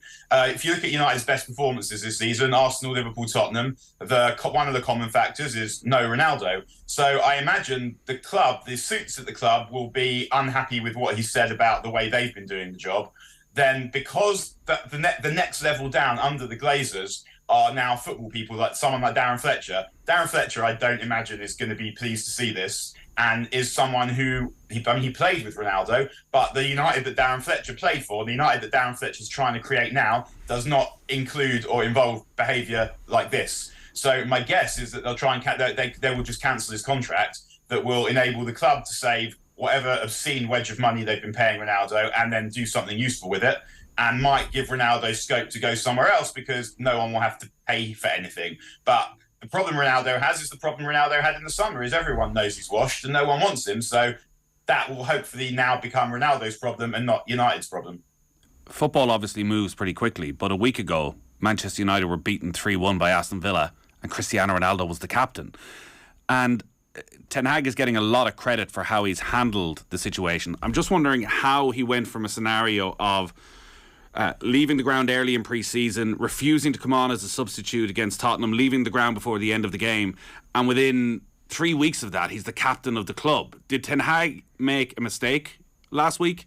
Yeah, I thought so. I thought so. I wouldn't have done that. I thought, yeah, that was a mistake. But it wasn't a massive mistake, and he explained why he did it, given the players that weren't available and the players that were available. But I don't think that in the round is very significant at all. United lost that game. They didn't lose that game because Ronaldo was the captain. I don't think Ronaldo being in the side that day was helpful to them trying to win the game. But when it's looked back at, I think on the whole, Ten Hag has done a pretty good job of dealing with an potentially explosive situation, because United are a much better team now than they were when Ten Hag took over. They've got some level of mentality back. They're starting to get the late goals back. They're quite a likeable team now. And so when I was trying to look at how Ten Hag was doing, I wouldn't look specifically about the Ronaldo situation, never mind one decision that he made with regard to Ronaldo. I'd look at where United were when Ten Hag arrived, and I'd look at where United are now and say, yeah, he's doing a pretty good job, and people who watch the club are feeling hopeful about it. The people who watch the club professionally can see what's going on. The players that play for the club are saying the whole atmosphere around the club has changed, and you can see that on the pitch. So rather than try and pinpoint, well, he shouldn't have made Ronaldo captain, I would say, are United a hell of a lot better now than they were in August? And the answer from me, and I think everyone else, is a resounding yes. So then that's fine. Ruminate on YouTube said, Ronaldo's right. Old Trafford has no screens for replays. It's 2023. No! Come on. Why don't they buy new stuff? I think Ronaldo's actually done pretty well that there are no screens for replays given the state of his performances. Looking at the Fulham game yesterday, and Jermaine Defoe was making the point afterwards, like that United obviously had created like a lot of good chances, sort of 2-on-1s, 2-on-2s, 3-on-3s, good chances to get shots away. They were pretty goal shy up to a point. Obviously got it done at the end with a brilliant goal, but is Ronaldo 2022 in a position to bury some of those? Like if you look at it remove it from the two people that you're talking about. Okay, so like the question is, I know there's not many people, not so many people on the train of this guy actually is still what we need, right? But like I'm just trying to ask the question or tease out, if he's on that pitch yesterday, is he in a position to bury some of those? I think that it's funny, you just see him miss a chance. Every time he's had chances this season, almost every time he's missed them. He scored once. It was a really good goal, but every other chance he's had, he's missed. So I don't think it's that. And also, you see some of the chances that are missed. Rather than think Ronaldo would have scored that, I think Ronaldo wouldn't have been there to miss that. Yeah. Because he doesn't have the level of dynamism anymore. It's gone. Even now, he's a worse player now than he was last season. So he's not a 20-goal striker anymore. Is that the... because that's the thing that people say, well, listen, he's scoring 20 goals, 22 goals a season. That's what we need. Well, the Europa League games have probably disproved that, because they felt almost like testimonials where Manchester United players were just trying to lay it on a plate for him out of charity to get him another goal. Yeah. And he just kept missing and missing and missing. And he's still missing. It happens to everyone. I mean, it happens to us, not in the same way. I remember watching Rio Ferdinand play and saying to the mate I was with, I think Rio might be past it. And then realising that we're roughly ages and thinking, this is past it for him. What am I? It happens to all of us. And Ronaldo cannot stop the time. And he has lost the ability even to finish simple chances, because I don't know why. I mean, but he's not the player that he was. I thought and think that being an impact sub for this United would be pretty good for him and the best that he's doing. That would be a pretty good deal, to get paid obscene money to be the kind of father figure to a young side who are improving. And he could stick around. If I had been him, I'd be thinking, okay, I might be able to get another year on top of that if that's what I'm prepared to do.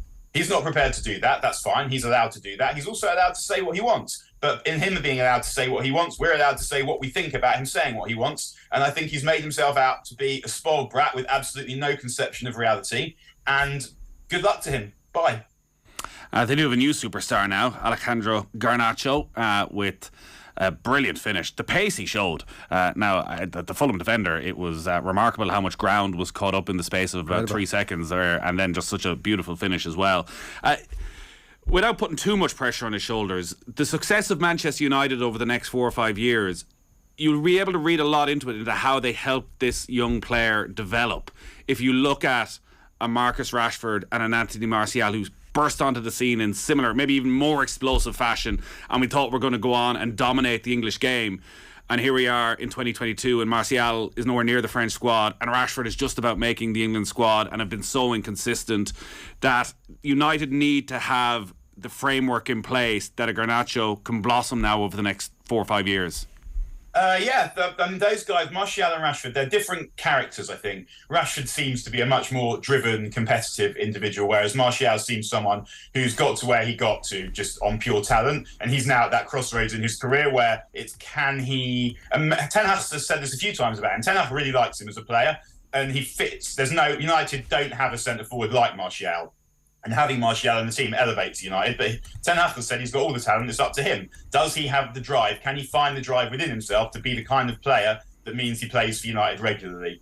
Rashford's a little bit different, but both those players, they played under so many different managers and so many different styles, with so many other crap players not playing well, that they found it difficult to develop because they haven't had that consistency of managerial instruction, consistency of coaching, quality of teammates that now they have. So we're going to see with them. My suspicion with Rashford is that he probably is as good a rotation player and first change as it's possible to get in a side that wins the big pots. I'm not sure he's going to be quite good enough to be that guy who makes things happen in a side that seriously challenges for the league and the Champions League. But I say we'll give him a year under Ten Hag and we'll see how that goes. Garnacho is much too early to say, but I agree with your point about that absolutely shocking pace that he has, where it's almost impossible to believe he got from A to B so quickly. Sort of some players have that kind of gradual pace where it takes them a while to get going. He has incredible acceleration. He's someone who stamps on the gas rather than eases onto the gas. And what I really like about him is at the end of it, he has the composure to do something quite delicate, despite the fact that he's moving so quickly. And also he knows yesterday it's the last kick of the game. And one of the things I really liked about Garnacho, even in midweek, was that I think before the third goal against Fulham, the ball came to him and he didn't stop to think about what he was doing. He just punched a really simple but firm, hard, I call it a Roy Keane pass. The right pass, hit at the right pace that then yields a goal. And that is very promising. We've got excited about lots of young players who've done stuff before who weren't quite good enough, but you can see that they're really excited about Garnacho. They know that all the technical aspects are in place and some of the mental aspects are in place as well. I think that he's got the drive and he's got the confidence. It's about finding the balance. And I say this quite a lot. I'm sure I must have said it to you guys over the last few years that I know what an idiot I was at his age without the aggravating factors of talent, fame and money. So for someone to behave like a bit of an idiot sometimes when they're young is understandable, but he's got good people telling him what to do. He's got good professionals around him. So he's got a really good chance of becoming an excellent footballer. I wouldn't like to see the CCTV footage of Midas nightclub in Ballyhonus when I was 18. I can tell you that much. People digging through the archives as we speak. Wouldn't be pretty for anybody. I think Noel Cahill sums it up on Cristiano Ronaldo. Ronaldo saying that United are stuck in the past, but signing him was United living in the past. He can't have it both ways. And that probably is correct, that at the time a healthy dose of nostalgia felt is like what Manchester United needed, but they couldn't have been more wrong.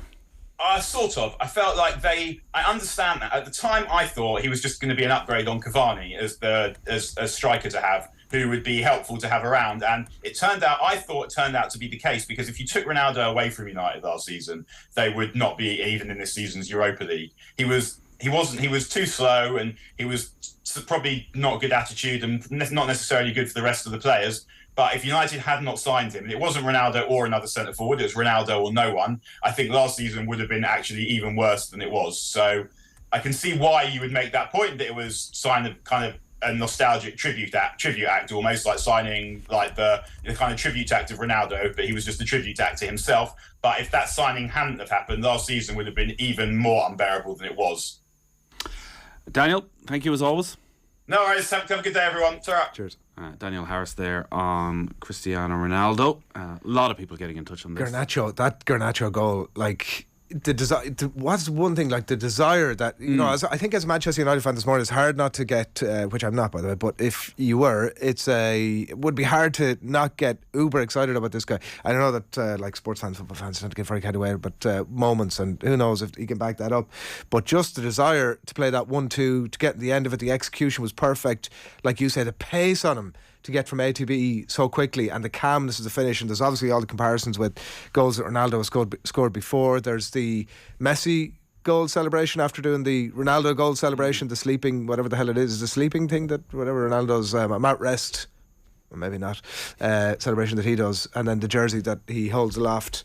But a quality of the goal, like, it's just something that United fans are crying out for. The acceleration that Daniel touched on there, I don't know, was it Robinson or Reid who was the fullback? But it didn't look possible that he could gain so much ground, not just to get a little topo, but he was actually so far in front of him by the time he was able to compose himself. And the finish then, it was one of those great goals as well. I always think the best goals in football are when the game is over. So the game, you're just waiting for the referee's whistle. There was no chance anyone was going to score in that sort of 30-second period. Fulham were delighted with themselves. hard-earned point, and then out of absolutely nothing. And to squeeze it past the keeper from that angle, it looked like an impossible. Like all the replays, you're like, oh, the keeper's going to get to it this time, surely. Like it was just a perfect execution. Player to be incredibly excited about, I think. Ronaldo and Manchester United mirror images of each other, says Bobby Dwyer. Still think they're giants in the game, but both of them are living in the past. These two egos colliding was always going to be a disaster. Was that us on a Monday morning, or was that Ronaldo and Manchester United? Well, I did see somebody talking about, Jesus, look at the ego on this guy earlier on. And I was like, oh, Nathan? Or who are we talking about? Brandon Pang says Manchester United will sign another World Cup winner in January, and most would forget about the jacuzzi technology. I think the jacuzzi technology is front and centre. I'm not. Are you a jacuzzi man? If I had one in my own house, I might. Well, but, you know, if you go to the gym and there's a jacuzzi, I'm never quite sure. If you had one in your own house, you better be using it. Well, because, I think most people who have them in their own house never bothered. Like, you get it and you use it for 3 months. What's the difference between a jacuzzi and a hot tub? It's a great question. I'm not sure. Are there health benefits to a jacuzzi that aren't there in it? Jacuzzi is a brand. Well, who knew? Cameron. Well done, Cameron. There's a man who knows his hot tubs and his jacuzzis.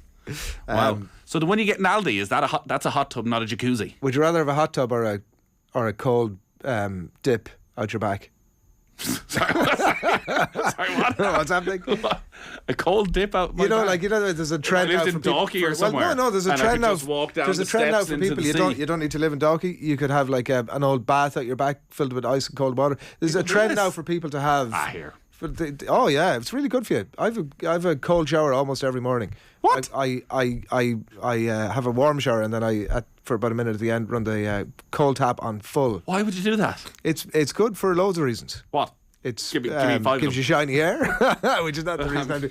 It gives you a real boost of energy because it wakes you up. It's a very good mindfulness thing because you really can't think about it. You know, when you're in the shower, you're thinking about all sorts of stuff, right? Like you get so creative, blah blah blah, but you can't think about anything else other than the cold water. So it's a real sort of mindfulness technique. It's supposed to be very good for your mental health, very good for your general well-being, and gives you shiny hair. I don't know if I've mentioned that. Well, your hair is looking particularly would shiny. Would you give it a go?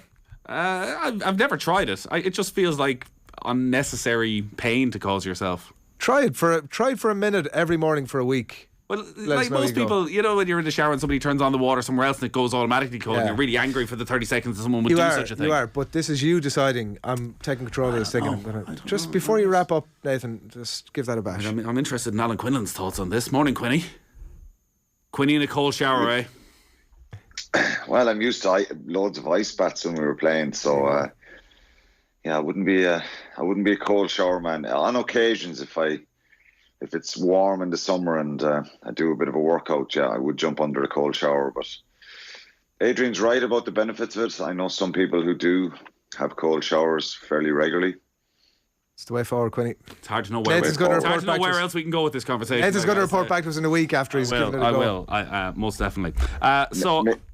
Maybe the Irish team should have had a cold shower before the game. Good segue. I like it. Why should they have had a cold shower, Quinny? What were your thoughts on the performance?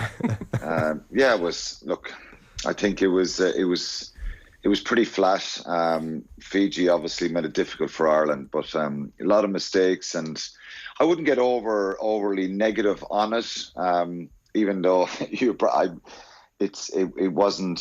it wasn't kind of one of those ones. Maybe everybody went to the Aviva on Saturday expecting kind of a one-sided, high-scoring performance from the Irish team. But I think, the last time we played them in 2017, we only won by 3 points, 23-20. And maybe the expectation has gone pretty high again. So I think the nature of the game for both sides, we saw glimpses of Fiji's outstanding brilliance and what they can do.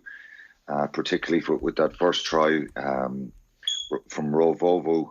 It was an incredible try. And but Ireland, underwhelming was the word I heard used at the press conference, and that's the way it felt.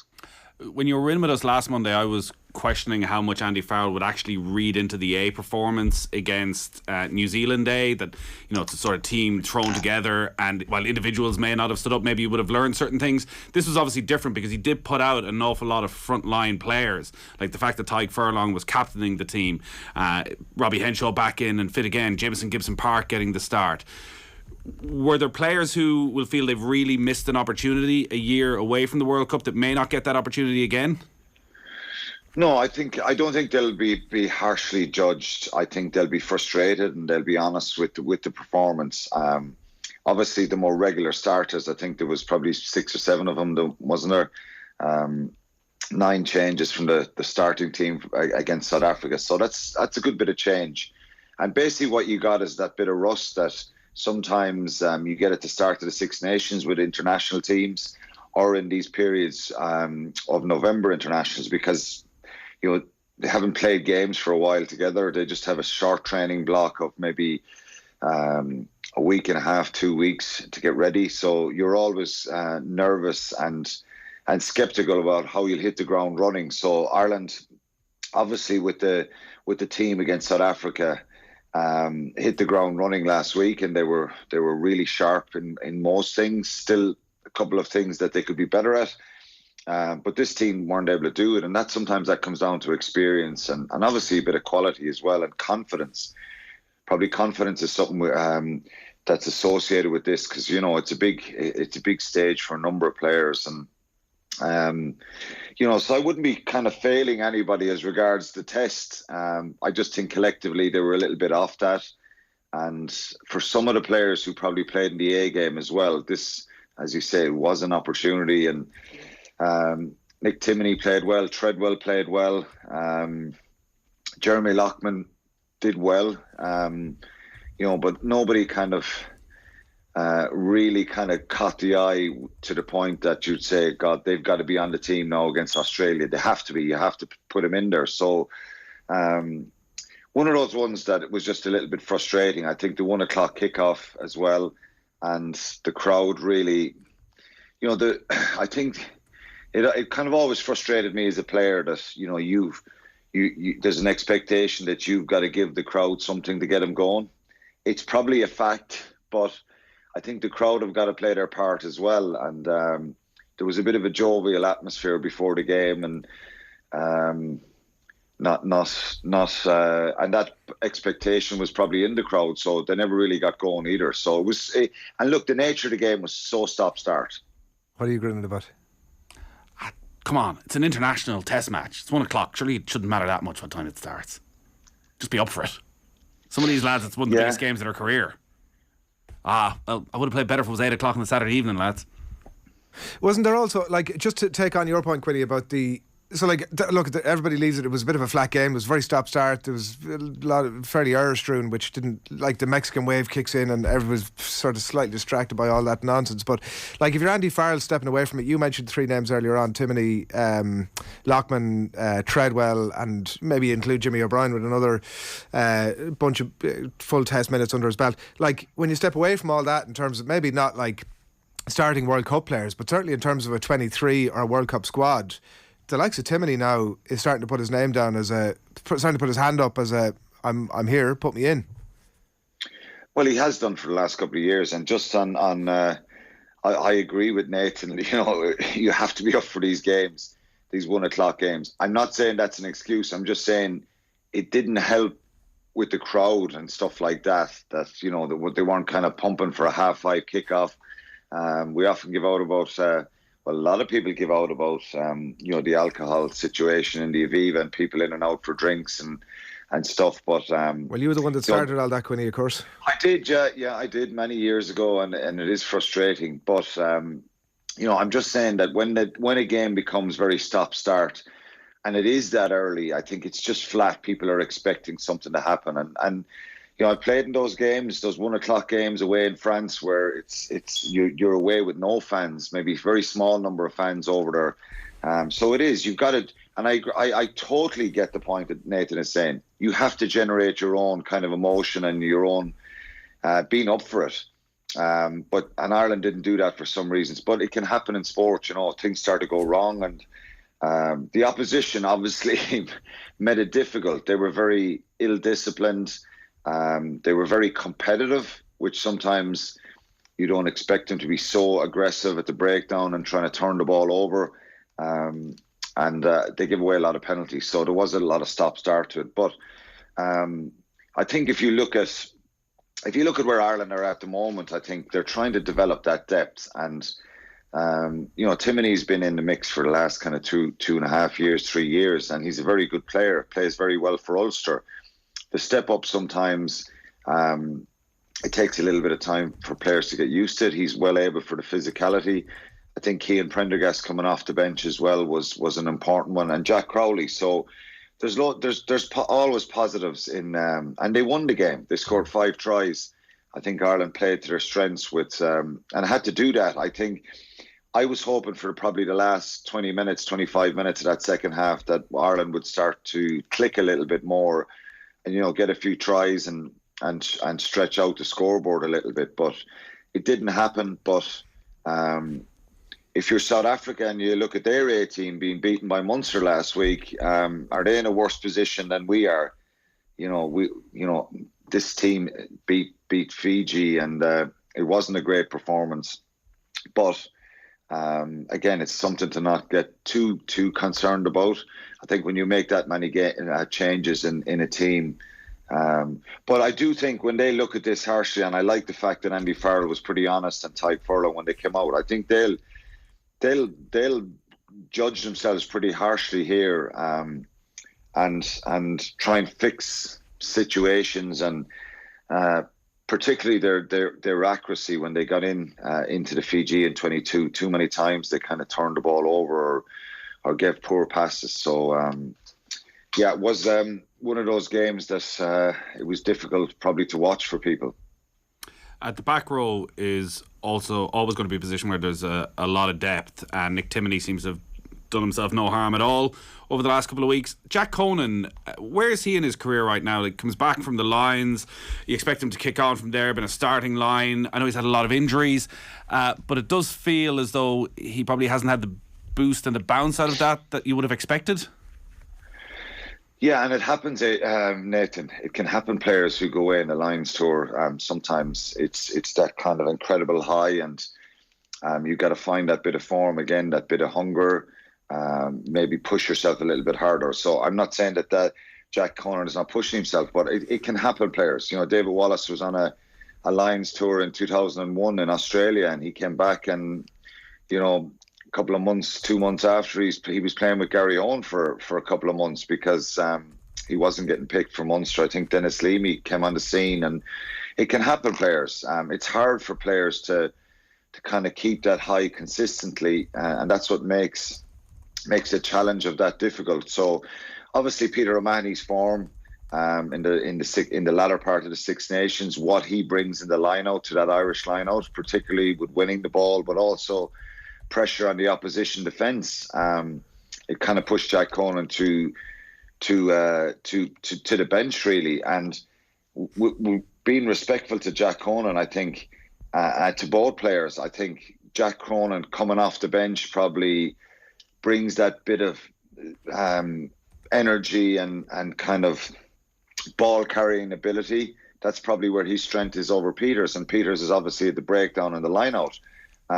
So he's kind of got himself pigeonholed into that bench spot. He won't be pleased with that.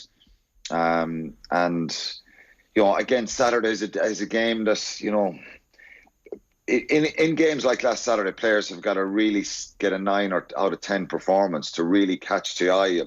Nobody really did get that performance that would say this guy deserves and needs to be put back on the senior team. So they've another chance next week, and obviously you've got to play consistently well with your province. But and it's not a case of Jack Conan, his performances have dropped back to an alarming level. They haven't. I think he admitted he had a dip in the form last year himself.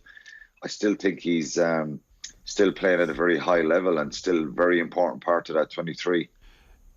Joey Carberry got the start, and there was a lot of experience around him as well. Did Andy Farrell try and have Ireland playing differently with Carberry at 10 as compared to Sexton, or was he trying to get him to do Sexton-like things? I don't think he was trying to get him to do anything different. I think it's down to the individuals and their strengths, and probably, obviously it's well documented how that dominance and confidence that Johnny Sexton has, and that ability to drive people around him. Carberry's not as vocal. I still think this is probably more of an area for Mike Catt in the attack, And there's different personnel there. Robbie Henshaw just on him not being vocal, because I think you touched on this earlier as well, Adrian. It was obviously quite maybe noticeable, and maybe you just zone in on it so much with Sexton because it's non-stop. Is that something he needs to work on? Probably, and it's being vocal is probably something that's taken out of context a bit. I think it's his body language, Johnny Sexton. It's so on it all the time, and he's so involved, and that's the type of character he is. Obviously, Joey Carberry, he's talking to players around him, calling moves, stuff like that. You have to as a fly half, but I just think it may be the body language and stuff like that, but they're not like that. I think they're not like for like in the way they played. Or Sexton is so confrontational with his carries, and Joey Carberry did, the cohesion of that you would like wasn't there at times, and Fiji were shooting players out of the line. I think the concern again, Nathan, is the attack when, and this is probably jumping forward, when they were down to 13 players. Okay, Mac Hansen gets to try, but I just didn't think when we looked like a team that really looked up and knew where the space was and didn't capitalise on that. But again, it's one of those ones that we're kind of talking about Joey Carberry and saying that you'd love this dominant pack in front of him and him being really, really dominant. But Ireland didn't get those kind of outcomes that they wanted from the game on Saturday. The only kind of scenario that was never in doubt was the result, really. There was no real, I suppose, when there was one score in it in that second half, people were saying, you want to kick on and get the next couple of scores, and it never really materialised. So obviously he got a big knock as well, Joey Carberry, so whether he'll be on the bench or available next week, because he would have had a head injury assessment as well. So not a great outcome there for him, but I think, could you find fault in his performance? Probably a little bit. It was probably the same as every player. They looked a bit flat. They looked a little bit lethargic, and I don't know why. And Andy Farrell didn't know why after the game. But sometimes that happens with sporting teams, and maybe lacked a little bit of leadership to grab hold of the thing and kind of get that spark going. It never really happened for all the players.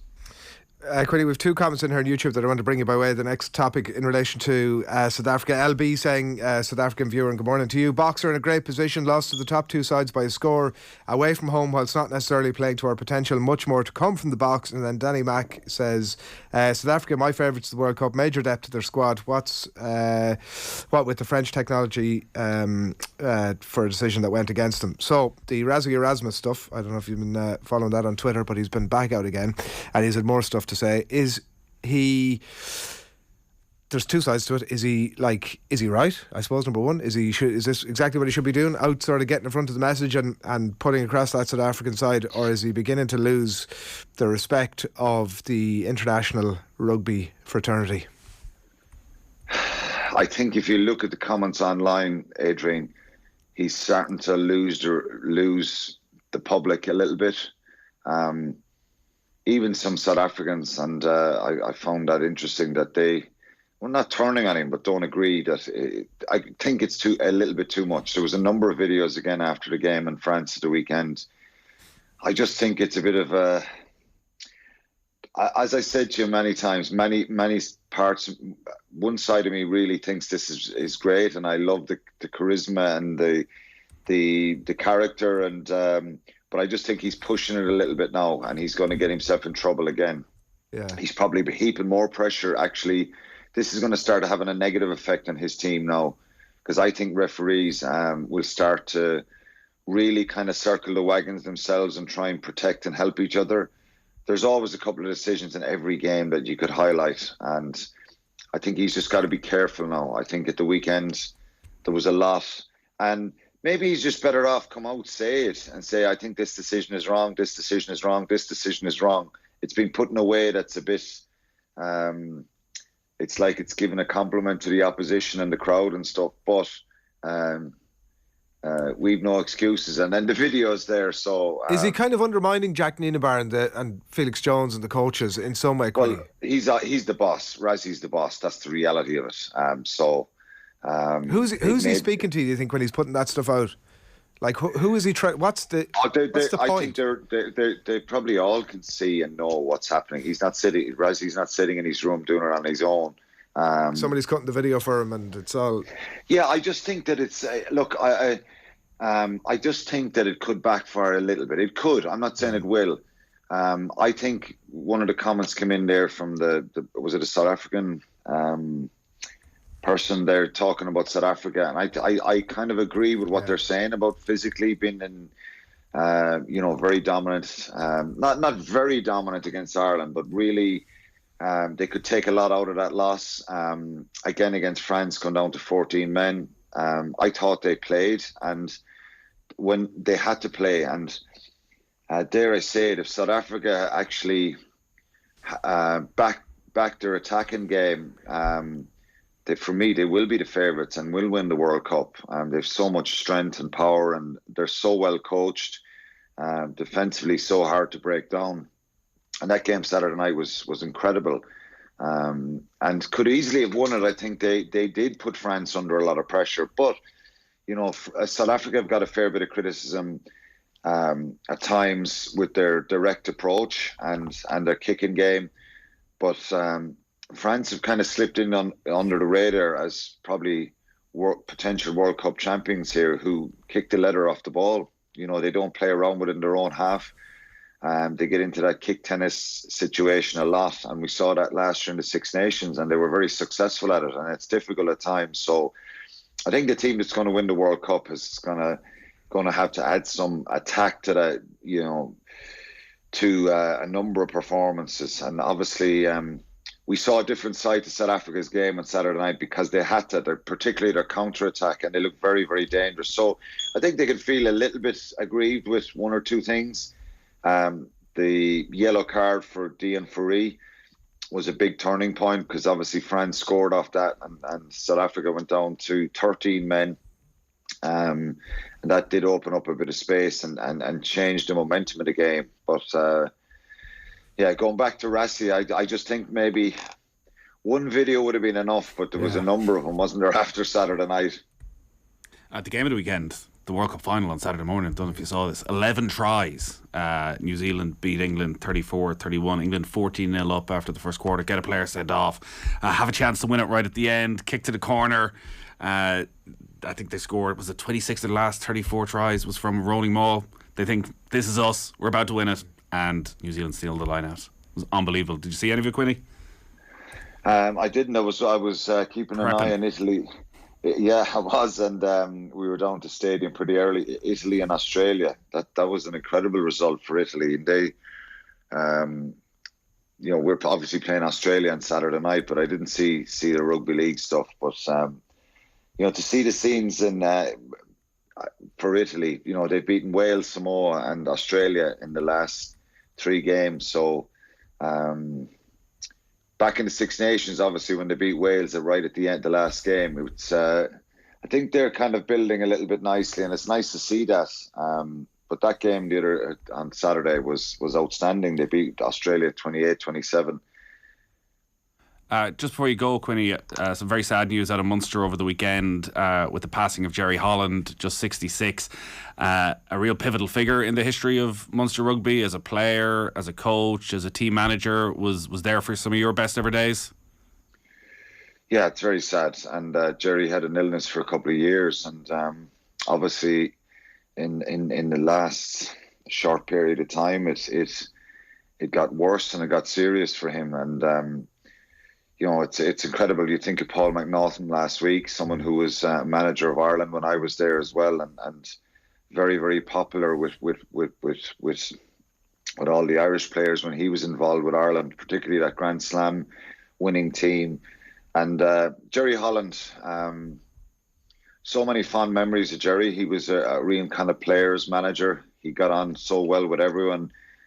People were respected him a lot, and he had fun and the crack with us as well.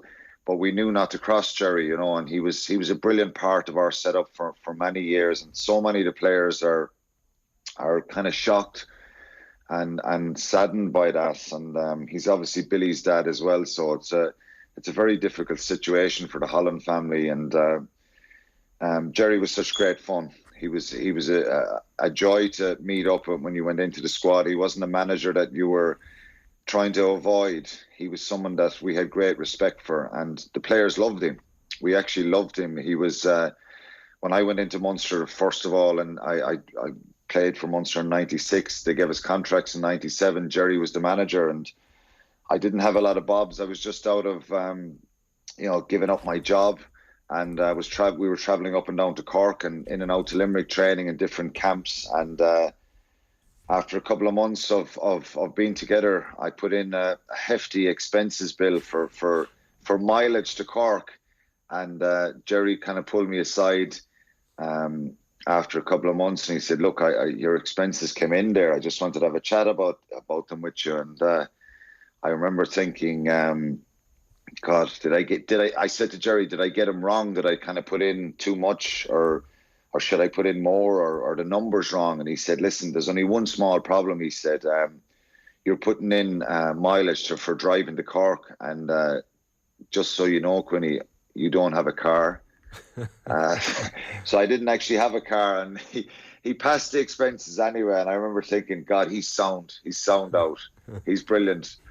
So I got the few bob for the expenses, and I was getting a lift to Cork with Johnny Lacey. The two of us used to travel down. Johnny had a company car, but it was many great nights out. But like, if you crossed Jerry, then you were in trouble. He was big on kind of discipline off the field as well, and how we behaved when we were away in hotels and different trips, going through airports, all that stuff. But he loved to have a few pints with the team as well, and he was just great fun. And it is obviously very, very sad, and it's going to be a tough couple of days for the family. And he was a very popular man. Yeah, sympathies to all the Holland family. Quinny, great stuff as always. Thanks, lads.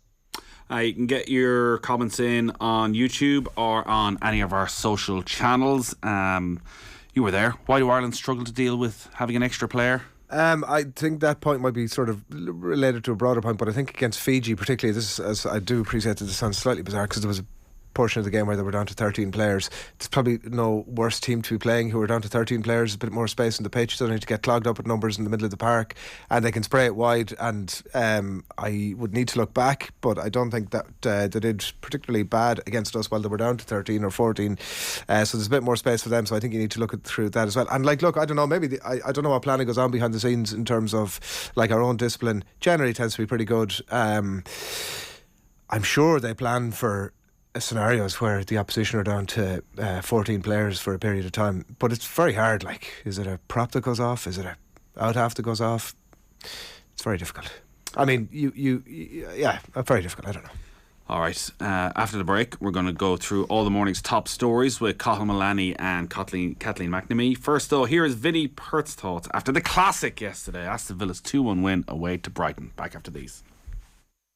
By and large, you would say Potter was a 3 at the back man, so that has changed completely. He's gone to he throughout his career in Italy, and at Shakhtar Donetsk he played with a back 4-2-3-1, his preferred style, and we've seen him do that. So again, when you think of March and Trossard, brilliant players, they play really narrow to allow the fullbacks on and get on and sort of get forward.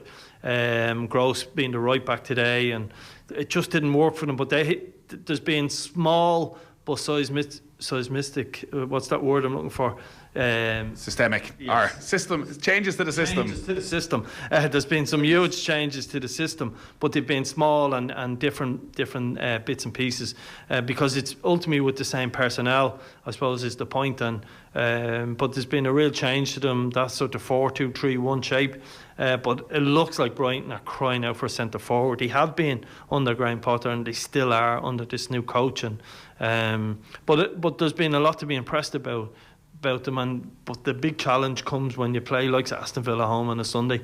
Them 3 points are the ones will get you over the line when it comes to a European spot that I think might be up for grabs this year. It's a strange season, and they'll be disappointed. They've got to now spend the next 4 to 6 weeks, with that last result on the brain. So, but I'm probably somewhere on the fence with this new coach. I think he's had some really good results, but a couple of them have been disappointing, and today was really poor in their performance. OTB AM on OTB Sports Radio, Ireland's first and only sports radio station. Have you subscribed to the OTB Football Podcast? You know, no Aston Villa manager has ever left Aston Villa and went on to anything. Aren't they able to be Ireland man? Bit of sideways. I forgot about that. Let's not have a go at ourselves there. Mick, is it? You Aston Villa fans have such notions. I went through all the managers and I forgot about O'Neill going to Ireland. Well, he got to the Euros, so... Yeah, it's a step up. Subscribe now to the OTB Football Podcast stream wherever you get your podcasts and download the OTB Sports app. OTB AM with Gillette in association with Movember. Effortless shave, magnificent modes.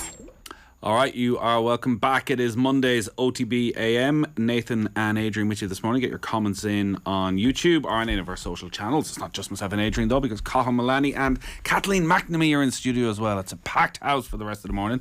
How are you keeping, Kathleen? Doing very well. Congratulations are in order. Thank you very much. Best podcast Koi gig. We knew this already. Well, but obviously. now you got the trophy to prove it. Now we actually have a trophy to prove it. Yeah, and there was quite a lot of competition as well. I was surprised that we won, so I was kind of delighted with it. You're sounding a little bit like some people sound, after the radio awards. I swear was it a long night? It was a long night, but I actually did have a cold before. Oh, we yeah. went, so it just all got 10 times worse. It turned out the wine didn't cure the cold. No, I've had that issue shockingly. myself through the This years. is actually the best I've sounded all weekend, Right. so I'm pretty impressed. So this was the Digital Media Awards. Yeah, Digital Media Awards, and we were up against like Independent, like lots of other kind of very strong brands. Louise Cooney, who's a very popular influencer, and yeah, Koi Gig won. And new episode tomorrow morning where we will all be celebrating Glass the of results. champagne. Yeah, if anyone wants to listen in, it's in all the usual spots that you can get the podcast. But yeah, no, it is. It's really nice. I think we were very fortunate that we started this podcast a year ago, where everything that has happened since, qualifying for a World Cup, we've had a lot of great things to bounce off. So it's been really nice to be able to document that. And I hope, even in the future, it's going to be really nice to look back and be like, well, we were the ones that were there first. We documented that first ever World Cup. No one else was doing it at the same time. So I think it was a very deserved award, if I do say so myself. Yeah, absolutely. So I'll say all of us. That's it's not just a one-woman band. Well done to Emma out there as well, who also had a good night. Yep, she was there with me. And to Karen. Yeah. Who isn't allowed to go to major award ceremonies, you were saying. You couldn't bring her along. We just couldn't trust her. Emma Byrne, who's just joined the team. Not a bad new signing. No, not a bad one at all. Top Irish players. Of all time. Yeah. And of course, Catherine Murphy, who doesn't like to be, likes to just she was wait too behind busy the scenes. jet setting around the world. She was in Morocco, so I think she was Well done to celebrating Catherine from there. as well. So, Cathal, what did you do over the weekend? There's an all-star cast. It's all award winners, and then it's me. I don't know what I'm doing here. What have you got But for you're us? from Sligo, Cathal, so you have that. It's like this is two Sligo people on air together. This is quite some way of concerning. recommending him there, Kathleen. I don't know what it's... Yeah. I just watched sport for the weekend. That's what I did. So what did you watch? What did you... I watched the cup final yesterday, and I think Derry City are going to... I think they could definitely challenge Shamrock Rovers now. I thought they were excellent yesterday for long stages. The first goal was brilliant, and it seems like they got a great thing going. And wouldn't it be great if James McLean came back to Derry City? It was floated by Rory Higgins. Yeah, it was floated by... No, he was only joking. I think there have been a lot of rumours about it over the last few weeks, and Rory Higgins last week said he's just scored for... he scored from a corner actually at the weekend, James McLean. Just scoring for Wigan in the Championship, and he's in the Ireland squad. It's probably not going to happen. It'll definitely happen at some stage though. But I wonder, would he be tempted when he was there yesterday, obviously, and saw the fanfare about it, and there's a good chance they could win the league title in the not too distant future. If ever there was a player to do it, just wonder, while he's still somewhere near his peak, it'd be McLean. Because Duff came back. I know Duff was at the very end of his career, but he played a few games for Shamrock Rovers, didn't he? So I mean, it'd be great for the League of Ireland if he did. And Derry have a really good squad. They have a really good squad, and they've got investment behind them now as well. So they've got a really good thing going. And the league is good. Rory Higgins and Damien Duff, two really good managers, high-profile managers. We spoke last week on the programme that Jim McGuinness is in the frame for the Finn Harps job, which would also raise the profile of the league as well. So, well, in the grand tradition of GA, he'd have to bring somebody in alongside him, wouldn't he? All about your backroom team. He couldn't just take on. Exactly, yeah. It's like bring in a former inter-county player and an All-Ireland winner. But I think it's been a great year for the League of Ireland. Yeah, it has, and I think a title race, which if it had all gone down to that final night and Rovers against Derry, I think everybody would have been talking about it. But obviously Derry just couldn't maintain it and drew too many games in the end. But yeah, it does seem with the backing that they have, like both of them have substantial backing, as much as you can spend. That's the one thing you can say. You have a billionaire owner, but how much can you realistically spend to bring players in? But it would be an unbelievable story. I can't see it with McLean. Maybe he comes back during the summer at the end of this season. Yeah, but I think. Like, does it put his Ireland spot at risk if he was to come back? Potentially not as much as it would under another manager who hasn't connections to the League of Ireland like Stephen Kenny does. Also, his Ireland career is in the winter. It's in the deep winter. It is in the deep winter, but he's still, if not the starting left back, he's second choice. So, yeah, I mean, what age is he? What's he now? About 31, 32? Yeah. Is that all? Jeez, I would have. I'm just throwing that out there. I should know these really. I'll do the old Google there. You know, James McLean. Wait for it. He's now 33. I would have said 33, 34. Yeah. Right, yeah. Deep winter. He looks well. In fairness, he keeps himself in very good shape. There was a lot of conversation about this a few years ago where he was rumoured to come back, and there was a lot of chat about the Wags would have said, like this, should he even be starting would he even get a game in the League of Ireland? Oh, you mean Wags by supporters? I was like, why? Wives and girlfriends. I was like, this is an unbelievable insight into the conversations that the Irish players' wives and girlfriends are like. How would I be doubting James McLean? Wow. They're actually pulling all the strings. It's not Stephen Kenny at all. That's right. Yeah. This is a real story. Revelation, yeah. I want to see some sort of a sporting contest between James McLean and Denise O'Sullivan at some stage. The two of them would sicken you. McLean goes out and plays for Wigan on a Saturday, and then you flick on his Instagram on a Saturday night, and he's doing a boxing session at midnight. It's just this insatiable appetite to stay fit. Clearly just totally addicted to the gym. And Denise O'Sullivan's the exact same. Right. Every single day. Like, she's in her off-season at the moment, and like her Instagram every day is just her doing like multiple different classes. She's like, just done on like a 20k run. Now I'm off to the gym. I do the same. I just don't put it on Instagram. You know, don't be showing off. Ireland are playing today. Yes, playing. So the countdown to Australia starts here. Yeah, and it's an interesting tie. So they're playing Morocco at 5 o'clock Irish time, I think, and they played them on Friday in a behind closed doors match. There hasn't really been all that information about it that I've seen. They drew 2-2, but they were 2-0 up. So Morocco came back at them. It was a shadow squad. A lot of the regulars won't be involved. I expect it to be a different team tonight. Louise Quinn is making her 100th cap, so she's going to lead the team out as captain. But it is a good test in the lead up to the World Cup, in the sense that, okay, Morocco were ranked quite low compared to us, but they did also beat Nigeria at AFCON this year in the semi-final on penalties. They're going to their first World Cup as well, so they're at a similar stage to us in that sense. And I heard the match on Friday was a particularly feisty affair, so it'll be interesting to see how we line up tonight. Does Vera Pauw go for a full strength squad, or does she just take some of the younger players in there and kind of give them a bit of a game? And as you said, it's all World Cup build. Yeah, it is. We don't know fully what the build-up is going to look like. There's another international break early next year, and a lot of the teams play a tournament there, so Ireland may end up having 3 or 4 games. They will certainly want a couple of games at home, I would imagine, between now and the World Cup. I thought it was kind of disappointing, and I don't know if this is because Ireland didn't... because before qualifying for the World Cup, Vera Pauw said that she wanted to take any money and spend it on the pre-camp before those qualifying matches and kind of put everything into that, and that's why we've ended up playing Morocco in a game that was quite quickly organised by the FAI. But the Arnold Clark Cup is on over in England, and I was looking at the lineup, and it's definitely the sort of competition that we could be involved in. Last year it was quite a big lineup. You had your Germanys, your Spain, big teams. This year it's Japan. I think it's one of the it's Latvia or someone that's playing, but the sort of teams that we definitely should be going for those sort of tournaments. I know we had the Pinnacle Cup, but the Arnold Clark Cup is kind of, you get to play against England, you get to play at big stadiums.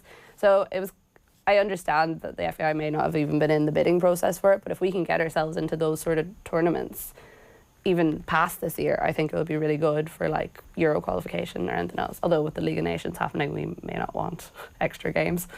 We need to tip the cap to Louise Quinn, though. I mean, 100 caps tonight. It probably isn't the sort of profile of a game that you would want it to have fallen on, big game at Tala or wherever it might be, even at the World Cup, would have been an amazing achievement. But like, she's been there, she's bridged, one of those players obviously that's bridged that gap to Liberty Hall, going back as far as Liberty Hall, and been a real, like, I mean, there's not many players in the Emma Byrne category of people that have sort of been at the vanguard to that degree, but certainly one of those players, obviously captain her country, and will go down as one of the all-time greats, of course. It's incredible when you look at that defence. Doing my research ahead of the Scotland game, and I think 16 years since she made her debut. Yeah, 15 all three of them, it was like 60 to be around for that long, all of them heading towards 100 caps. And I know she's spoken very honestly about the captaincy decision when it was given to Katie McCabe, and how she probably would have been first in line, everyone would have assumed. And look, in hindsight, it looks such a brilliant decision to give it, particularly because Louise Quinn is such a good professional, and actually you get another captain because Louise Quinn is always just going to be such a natural leader. And like Katie McCabe said that as well whenever she got the captaincy, that Louise Quinn was the person who helped her through that. And like, that must have been really hard for Louise to know that she should probably be captain if you didn't have someone of Katie McCabe's level. And Katie McCabe turned to her being like, look, I'm quite young, I don't really know exactly how to do everything, and she was the person that led her through it.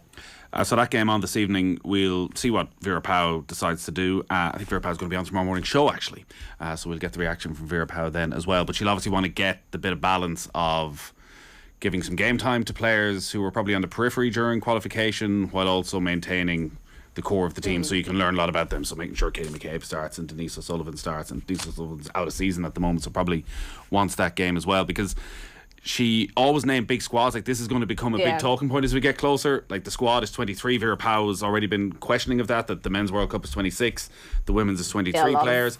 Generally, she'd name a squad of about 28, so there's going to be a lot of very disappointed players.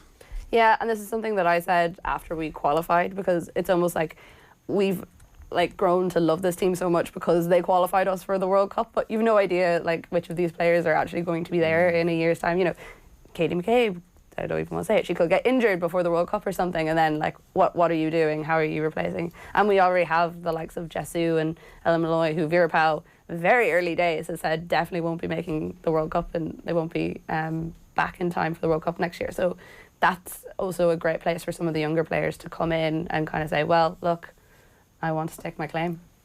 Cahill, was a busy weekend in GEA. The Galacticos of Kilmacud Crokes just keep rolling on. They do, hurling and football. They can do nothing wrong. A super club. A super club. A great club. Definition. A club which is super. Adrian even has a club card just for volunteering with the under fives. The under fives. They're great. I mean, what they your voice got very high there. But like they beat a team who beat them last year. Yeah. This is not like geez, I mean, of all the teams to be picking on, Nathan, the hurlers, it seems like a very soft. Many players have you got in the academy down in Crokes now? Tell me that. To be about, if everybody was turned up, there'd be over 130. I'd say. But it's a big catchment area. It's not like what your bloody hell and exasperation comment is based on what, like that it's some sort of a Manchester City academy and they're paying all the parents. I mean, I wish you're they the were. person who said it. No one else said it in the room. Well, no, it's been said on this show before, not that long ago. But like, it's a ludicrous notion. It's a big catchment area. There's a load of kids. There's an unbelievable volunteer movement. I've been forced, like Carl, on a weekly basis to come on here and defend the club. And I feel it's very unfair when I'm going down with the under nines and Paul Griffin is on the sideline for Kilmacud. Like, that's just a completely unfair advantage to start with. The very first training session that my eldest kid did down in Crokes last year, they were broken up into groups, and his first ever GA coach was Paul Griffin. Wow. It's like, that's not bad. Paul Griffin even from Kilmacud. Yes. His entire life. Yeah. His entire life. Yeah. I know, it's great. Great. Tough gig. I know you don't mean that. Under five coaches. It is a tough gig. I went to Tommy Welch last year to ask him for a bit of advice because I knew he was doing some of the same sort of stuff with a roughly the same age group. So I was like, listen, Tommy, like, what sort of drills are you doing down in Kilkenny, and like, what's going on? Because we need to be able to pour some of that stuff in over here. And he was like, yeah, listen, if you can keep their shoelaces tied for the session, you're doing well. Done a good job. And he's absolutely right. And then he just has a natural Tommy Walshness that, unfortunately, Adrian, you're always going to struggle in. You help them tie their shoelaces and leave the coach into somebody else. Yeah, no, that's a good. But it was a big win for Crokes. It was a significant win, wasn't it? Because they lost to Clough-Ballacolla last year. And a big win for St Mullins from Carlow, who beat St Aidan's from Wexford yesterday as well in the Leinster Club, and obviously Ballyhale hammered Castletown Gagan. And then in the football, 2 games in the Ulster Club quarterfinals went to penalties. Enniskillen Gales beat Gowna on Saturday night, and yesterday Cargan of Antrim beat Naomh Conaill from Donegal, which was a big shock. They got a late goal in normal time, 6 minutes into added time to get a draw after extra time, and then they won on penalties. So I think penalties is fine to settle a GA match, to be honest. I think it's bedded in now at this stage. I think so long as teams know well in advance, and they do, I don't see any difficulty in settling just becomes a the match on norm. penalties. That Rory Canavan dummy. So good. Honestly, like, that was outrageous. The first time I saw the clip, I was like, I wonder why this clip has gone viral. He's just about to kick the ball. He's got to a point in his movement where it's impossible to do anything else. Yeah. And he removes it at the last second. A thing of absolute beauty. And the guy is totally committed to the block. How you couldn't. He said afterwards, he was like, "You win some, you lose some." I love that. Fair enough. Fair enough. What about David Clifford? Yeah. Scored 2-12 at the weekend for Fossa in the Kerry Junior Football Final. They beat Listry by 4-15 to 22 points. He's pretty much won everything this year. He's won the Allianz League, the Munster Championship, the All-Ireland Championship, the Kerry Senior Championship with East Kerry, and now the Premier Junior Championship with Fossa as well. They now go into the Munster Junior campaign. Yeah. There's a good clip of Clifford going around as well. I don't know if you've seen it, of his goal in that match where he just glides by 3 or 4 defenders. It's just He literally walks it into the goal. Yeah, it's just the clip I saw, somebody had run a bit of Jimmy McGee World Cup commentary over the top. Different class. Different class. And he loses the ball, he loses control of the ball, and then and he goes on. I was surprised he was sort of giving it the big one afterwards, wasn't he? He was. Because in one way, like, it's obviously an unbelievable goal, and the point he scores at the end is to send it to extra time. Yeah. But, like, there's context to all of it. Like, David Clifford is just so good. Like, playing junior football, it is unfair. It is unfair. On the opposition that you're going up against David Clifford. Must be amazing. Like, he's so good that, like, you'd be talking about that in 50 years' time, about playing against David Clifford in a junior football final. Yeah. Average schleps. He's recovered well, I'll tell you, from our chat at the All-Stars. This is an untold story. An untold story. You told this morning? Well, there's not that much to tell. I was leaving the All Stars. Adrian Barrett already done an Irish exit a little bit earlier at about 12:30, and I'll tell you what, the Cliffords were lucky. They ran into me just as I was leaving. Now they had the final with East Kerry on the Sunday, so you can take it that they didn't have a couple of drinks on them, whereas I may well. So we had we had a good chat. We videoed the entire thing to send to Owen Sheehan. Excellent. Nobody has seen the video. I woke up the next morning, looked at the video and went, maybe I won't send this to Owen Sheehan. He's so afraid about this video going viral that he hasn't even, like, in one-to-one capacity. I wanted you in that moment to be like, and now we're going to roll the clip. No, David Clifford was and Paddy, two lovely fellas, were very good with their time. There was definitely a moment about 30 seconds from the end where I could see them drifting off, going, don't really want to be associated with it. So for that reason alone, half an hour into chatting to you, I would just leave it. But as was pointed out, there was hurling all-star winners looking to get their photo taken with David Clifford. Like, he's a megastar. He's just got in the room. You see him over at the other side of the room. You're like, oh God, that guy's got something about him. Yeah, could be the greatest Gaelic footballer of all time. Yeah, definitely. What else we got from the weekend? There was Porrick Harrington last night, won the Charles Schwab Cup Championship, but he fell short in the overall Charles Schwab Cup. So the season-ending tournament, he finished on 27 under par, which is actually a record. He won by 7 shots in Arizona. They ties the previous record. Jack Nicklaus also finished on 27 under in a tournament back in the early 1990s. But Stephen Alker, who Harrington played with last night, won the Schwab Cup, which is the Order of Merit on the Champions Tour. Harrington ended in second in the money list. Darren Clark was in a tie for 20th on 6 under. Harrington won 4.3 million this year in prize money between the 3 tours he plays in the PGA, the DP and the Champions Tour, which is not bad at all. So he's won 4 times in the last 5 months on the Seniors Tour. He was interesting when he was on after the US Senior Open with Joe, where I think Joe was like, oh, it's another major. He's like, nah. He would act like, nah, it's not really. But he definitely seems to be enjoying the Champions Tour a lot more than he expected, because I thought he'd play sporadically, but that the desire to still be able to prove himself against the younger guys, that he'd go back and play DP Tour a lot more and play as many PGA Tour events, where actually he seems to have settled in the last, I think this is 5 weeks in a row he's played on the Champions Tour. He's such a competitor though, isn't he? I'd say he loves just being in competition and being able to compete at a level and winning. Yeah, absolutely. He's like David Clifford in junior football. Basically. Well, that's what he is at the moment. Like, he's he? He's just turned 51. Yeah. So, like, he's the young kid, and he's going to have 3 or 4 years of this being easy to him. Yeah. So. Yeah. But I wouldn't be surprised. I was saying in Golf Weekly that, like, Bernard Langer won last week at 66. Harrington has the mindset and the physique that you could easily see him playing and competing and winning till he's 65, 66 I think on the senior tour. He still thinks he can win a major on the. I still think he's going to have, because he's in the Open for another 10 Open Championships. He'll have 1 year definitely where he'll be in the mix on a Saturday feel that'll night. have to come in the next 2 or 3 years, though. Yeah. There is a point Links golf physically. is kind of different Tom because Watson, you get a nice. Tom Watson was 59, I think he wasn't he, when Stuart Sink won? Tom Watson. Tom Watson was 59 when he didn't win. Yeah, no, that's good. He had a 6-footer. He had a 6-footer to win, didn't he? It's unfair. But Harrington, he's such a likeable fellow with his and his game has improved. Like, I mean, wasn't he struggling with his wedges kind of in the latter stages of his career on the main tours? But he's transformed that, and 27 under par is a ridiculous score. I'm sure we'll come back to this over the coming days. We were trying to get someone from the Leinster Council on. I'm sure everyone's seen the video at this stage of what happened at Parnell Park on Saturday, the Leinster Intermediate Club hurling quarter-final between Nate Barrow and Alard Tabalak. Depending on what angle you're looking from, none of it is good. There's a scrap on the pitch which turns into an almighty scrap in the stand. Somebody comes around with a hurl and starts whacking people on the back with it that I didn't see in the first video. There's an investigation starting. They're waiting for the referee's report this morning. The line people always use is, it's shocking, but it's not in any way shocking because literally once a month this exact same thing happens. Like, what do you do? Do you just throw both clubs straight out of the competition, or if it was one club that was people from one club that were more faults, I feel like it's getting to a tipping point, doesn't it? Like, it does feel like the chat up to this point there's a lot been about, listen, this is not typical of GAA games, this is just what happens. But it feels like that every video you see, there's another one, and like almost that at some point, maybe prior to that, people had felt like, well, we shouldn't. Might be taking a video of it, but we won't put it out because it's unfair on the people or the players or the GAA. But now, actually, culturally, people are more in the habit of videoing them, more in the habit of publishing them. I think the more we see, the more we will see.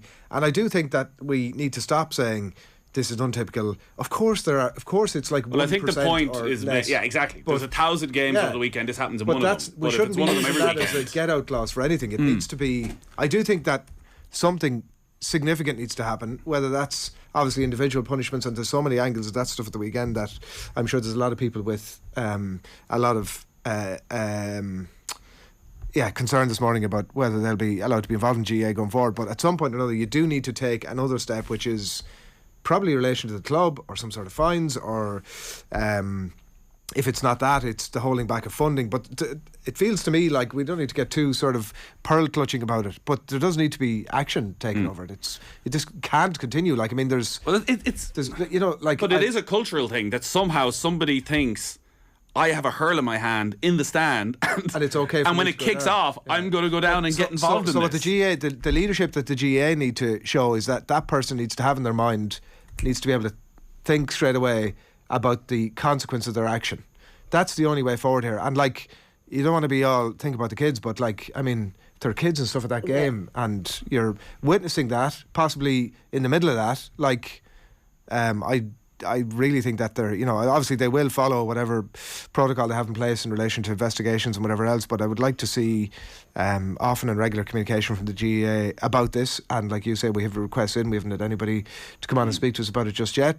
Hopefully that'll change as the week goes on, but I really feel like it's significant and important enough for deep and considered action to be taken over it. And listen, it's difficult in clubs, and I'm sure there's a lot of people involved in both clubs horrified by what they saw. But it does feel the only way to properly punish is to put it back on the clubs and say, you are responsible for your supporters in the ground, and if they misbehave, the entire club is going to be punished. Yeah, 100%. And you know, there's been a lot of stuff about referees and incidents with referees that has come out since the initial stuff came out earlier on in the summer. It seems to be nearly a weekly basis now. There's a story about a referee being nearly attacked by people at matches, or assaulted, or whatever has happened. And you know, it is a problem. It's a huge problem, and there needs to be swift and pretty decisive action, I would think, taken. And I think there is a clamour now across the association, given all the incidents that there have been over the last couple of months, that this really does need to be addressed. And you know, it's going to come to a stage where people are going to be afraid to take up officiating at these matches, and then we don't have matches. Well, I think culturally people are now seeing those clips, and they want to set. So I'll be at a game this weekend and I see something going on. I've got the footage. I'll put that out. So we'll be sitting here again next week, having the same conversation, or the week after, this isn't going to go anywhere. Yeah, so I think it's something definitely the GA has to look at. I think they've mentioned that referee recruitment is going to be one of the key pillars in the next 3 to 5 years. But I mean, if this stuff is happening on a weekly or every fortnight, I mean, it's going to be very difficult to recruit referees. One other thing from the weekend, because I think we were both watching it yesterday evening, the Brazilian Grand Prix. A first victory for George Russell. But that wasn't the real story. It all came out afterwards. Max Verstappen, Sergio Perez. So Max Verstappen, the world champion, his Red Bull teammate Sergio Perez. It wasn't a good week for Red Bull. They're sort of scrapping it out for, was it 6th and 7th at that stage? And Perez is trying to come second in the World Drivers' Championship, or third in the World Drivers' Championship. Verstappen's told to let him pass, team orders, and he refuses to do so. What is with the Formula 1 drivers? There seems to be a really bad attitude, or no team camaraderie anyway. Well, the two of them used to get on really well, Perez and Verstappen, and obviously there's been a split, and the coverage, so I saw none of the race at all, but I feel as if I was hugely entertained, having come in just after it finished, watching the post-race coverage for about an hour. It was high sport entertainment as far as I'm concerned, but all the reporters tried to get to the bottom of both of them as to what had actually happened. What's the context of this? We can't really, we're not going to say, but it was clear that, because they had some footage of Chris Horner having a conversation with Verstappen about it, and it was clear that there was it was a full and frank conversation, as Jim Gavin might say, and everybody came out after it and said, well, listen, if it happens again, I'll step aside. But it's a crazy idea that he stopped his teammate getting ahead of his rival ahead of the final race. So that's what I think. Surely the team themselves want their two drivers to finish in the highest possible position, and Verstappen, well, maybe he's just so confident because he's winning that Well, I'm looking at the comment on Ronaldo from earlier, from somebody who said Ronaldo's one of the greats of the game. That comes with a certain mindset and attitude, and you could put that on Max Verstappen, that the reason he's a world champion is that he has that attitude. But I think also the reason... I would argue differently as well, because he's done stuff for Verstappen. Well, look back to the race last year at Abu Dhabi. The reason Max Verstappen was in a position to overtake Lewis Hamilton was because Perez drove so brilliantly to slow Hamilton. Well, it's so childish. It made no difference to Verstappen at all. The Ronaldo comparison. No, it was I'm the alpha here, and the comments afterwards were it's very difficult to know. It's a big job for Christian Horner to somehow get these two back over the next year. Because what Verstappen said was, I told you already last summer, you guys don't ask that again to me, okay? Are we clear about that? I gave my reasons and I stand by it. Perez said it shows who he really is. Now, in the interview you were talking about, Perez was sort of saying, I think maybe there was a communications breakdown or something, and Sky told him, no, there was no communications breakdown. Verstappen refused. And he said, maybe you should ask him about that. I've nothing to say. After all I've done for him. It's a bit disappointing, to be honest. I've no idea. I'm really surprised. And then after that again, Verstappen was talking, and again didn't want to say a huge amount.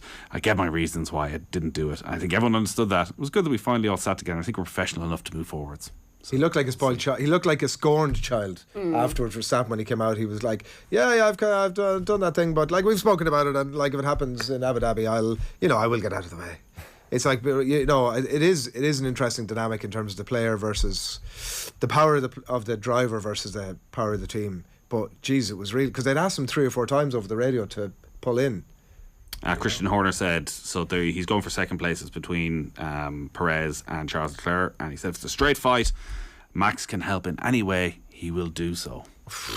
Just not today. Really doesn't sound like Let's that. see. Anything else? We done? Shinny. Kathleen, award-winning Koi gig coming tomorrow. Tomorrow morning, yeah. That the intro? The award-winning Koi gig. Oh yeah, definitely. Absolutely. Get a new sting, all that sort of stuff done. Oh, well, sure, we need everyone else to have their moment to celebrate, since Emma and I were the only ones at the award on Friday. More drinks. Yeah. Speak to the head of content. I'm sure he'll sort you out for a night. It's all fine. Thanks everyone who got in touch this morning. A lot of comments on Cristiano Ronaldo. I'm sure the lads will be touching on that on Off the Ball this evening from 7 o'clock with Joe. The World Cup starts in 6 days, and yet again we haven't spoken about it at all. I'm sure at some stage Ronaldo ruined it for us this morning. I'm sure at some stage we will start talking about the World Cup. OTB Sports Radio today, 1 o'clock. OTB Gold is Cullen de Gooch Cooper. Splonk on from 3 o'clock. Classic Game Club is Bayern against Chelsea from back in 2012. And then Jason Sherlock, brilliant interview with him from 6 o'clock. As I said, Joe's back from 7. They'll be looking back on Ireland, Fiji in the rugby on Monday Night Rugby. Pat Nevin on the weekend's football as well. And you can follow OTB across all our social channels. Subscribe to the OTB Podcast Network for all the best and latest sports content. We're back tomorrow morning on OTB AM from 7:30. Mike Carlson will be joining us to react to an epic game between the Bills and the Vikings and plenty more besides. We're going to leave you though with the thoughts from yesterday's 2 Premier League games. First, here's Shane Keegan following Manchester United's late 2-1 win at Fulham. We'll talk to you tomorrow. Good luck. Well, Shane, that was a sensational finish at Craven Cottage. Manchester United taking all 3 Premier League points with a 2-0 win against Fulham, and scored by the young teenage sensation from Argentina, Alejandro Garnacho. What a finish to that game, and perhaps maybe not a deserved win for Manchester United, but what a goal to finish it with. Yeah, look, it was a cracking game, Stephen, wasn't it? A really, really enjoyable game to watch. Both teams were trying to play out from the back. Both teams were trying to press the other team high up the field. So it was real kind of risk and reward stuff. You were either turned over or you managed to get out and you were through. So it led to a very enjoyable game. But I did think Fulham had the better of it. They were very, very impressive. Willian in the first half was really, really super.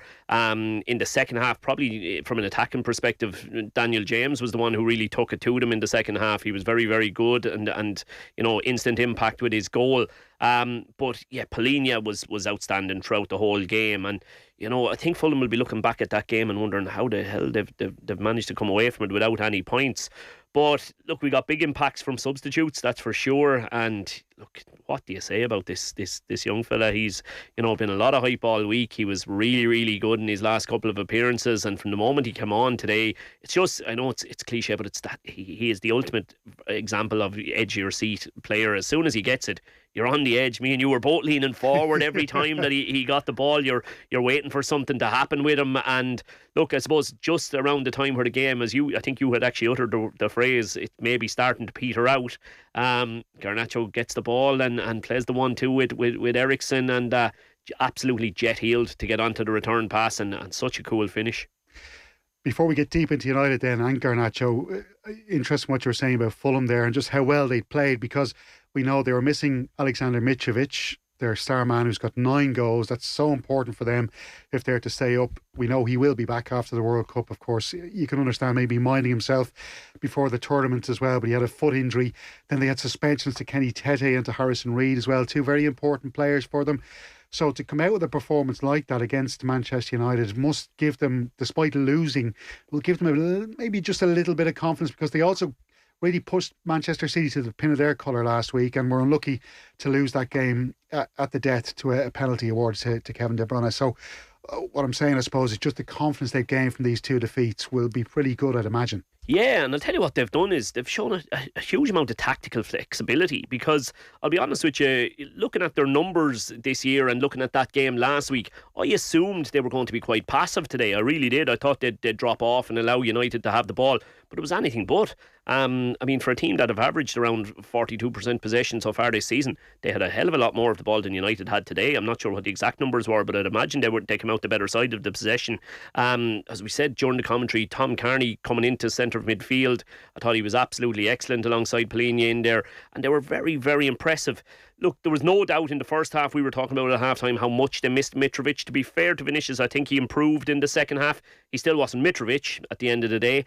And Pereira just looked, to me, a bit frustrated. He was, constantly trying to create something. I don't think he got the movement that he wanted from Vinicius. He seems to have a telepathic understanding with Mitrovic, and he missed him badly. They need him back. As impressive and all as they have been, the table is so condensed at the moment that it's very, very easy for one of those mid-table teams to get sucked right down into it. But I'll be honest, based on what I've seen today, I would think Fulham could be pretty okay. Yeah, definitely looks that way. The one thing when you're looking at Fulham as well is their defensive solidity. They look really good there, and that's with Tim Ream playing alongside Issa Diop. And of course, they had a stand-in right back today in De Cordova-Reid, and then on the left, they've got Anthony Robinson. So it's a good unit there. And I think compared to the last time they were in the Premier League, when Tim Ream actually looked he was all at sea in a lot of games. but he seems to really kind of dug in there and seems to be forming a good partnership with Issa Diop. Yeah, he was solid out today. The two of them were pretty flawless, so they were. You'd wonder, could they maybe have done a little bit better to help out the right back for the goal at the death, but by and large they were very, very good. They know their roles. As I say, it did help having the powerhouse like Polina run around in front and doing so much work just in front of them, but no, they look a good side. I'm so impressed with Pereira, I really am. You know, I'd seen bits of him here and there, and I knew he had something about him, but just watching the overall package of him there today, he really is like a Bruno Fernandes when Bruno Fernandes is at his best. Arguably even has a little bit more in the sense that his reaction when his team didn't have the ball was excellent, really, really excellent. I thought he was one of these guys who'd maybe coast a little bit and, you know, only comes alive when his team had the ball, but he was working so hard off the ball as well. He's an impressive player, and yeah, they've got a lot going for them. But no doubt Mitrovic back at centre forward will be the key to them if they want to continue to move the right way up the table. We both saw Polina, the man you mentioned just there. He had a brilliant game today, playing against the Republic of Ireland in that last World Cup qualifying campaign. Probably not one of the players that would have really stood out in those couple of games, but he was sensational today. And as you said, you just wonder, is he going to get into that Portugal starting team, and what other players could be getting ahead of him? But just maybe talk to me about what makes him such a good player. He covered every blade of grass, Stephen. He really, really did. You know, it's just the amount of times, I'd love to see his numbers, the amount of times that he seemed to either an interception or a tackle, come away with the ball and seem to use the ball correctly every time. He really, really did. Willian in the first half, and I think he's got a big football IQ as well, because in the first half he was consistently giving it to Willian because he knew Willian had Malacia in trouble, and he kept giving him the ball. And then in the second half, Willian started to tire, and I think Polina copped that, and the next thing they had Dan James down the right hand side, and all of a sudden all the passes that Polina was playing left, he now started to fire them right instead of firing them left, and was setting Dan James away, and he was now the electric kind of outball for them there. So big, you know, real intelligence about the way he goes about things, and yeah, I couldn't have been more impressed with him today. No, I couldn't. Just to finish on Fulham, because you obviously do think they're going to be okay this season as regards to surviving in the Premier League. But on the Irish international that is there, Shane Duffy, we obviously can't speculate on what's going on there, because Stephen Kenny, the Republic of Ireland manager, said during the week it's personal reasons that he's out of the squad. So that's between himself and the manager. But he has only played, I think it's 5 Premier League games, and coming off the bench, maybe playing a minute or two. So it doesn't look good maybe when you've got a 35-year-old American centre-half playing ahead of him, albeit he's playing really well, Tim Ream. It's hard to get him out of that starting team. But it's not great for Shane, is it? No, and it's very hard to see how he gets into the team. Looking at that performance today, the centre halves did well. The team itself did well. Look, he's going to be sitting on the bench a bit longer, that's for sure. I don't know. Is he happy enough that that's going to be his role going forward, or is it the sort of one where do they look at options for moves? Would Fulham be willing to let him go? I'm sure when he went there, the intention was to be a starter, and he would have seen himself as a starter. And I think we all probably expected him to come in and be a starter there, but just hasn't worked out for him that way for whatever reason. Yeah, impossible to know what's going on regards the international side of things. You know, as we say, Stephen just said, personal reasons. You can't dig any more into it other than that. I was wondering, would that result in him not being available or part of the squad today? But as you say, no, look, he was there, so not 100% sure what's going on there. He's been outstanding for Ireland for the best part of a decade, I suppose, really. So he has a brilliant player with a really brilliant attitude, and you would hope that his career at both club and international level doesn't just peter out from here on. I would say there's still life in him yet, but it looks as though he may need to move away if he wants regular football again this season. Yeah, really good fella, Shane Duffy. So hope everything works out for him. But moving on to Manchester United, that's a really important win for them, Shane. That closed the gap on Spurs to 3 points. Spurs, of course, in that 4th position for the Champions League. So just going, this United team, they've been so inconsistent this season.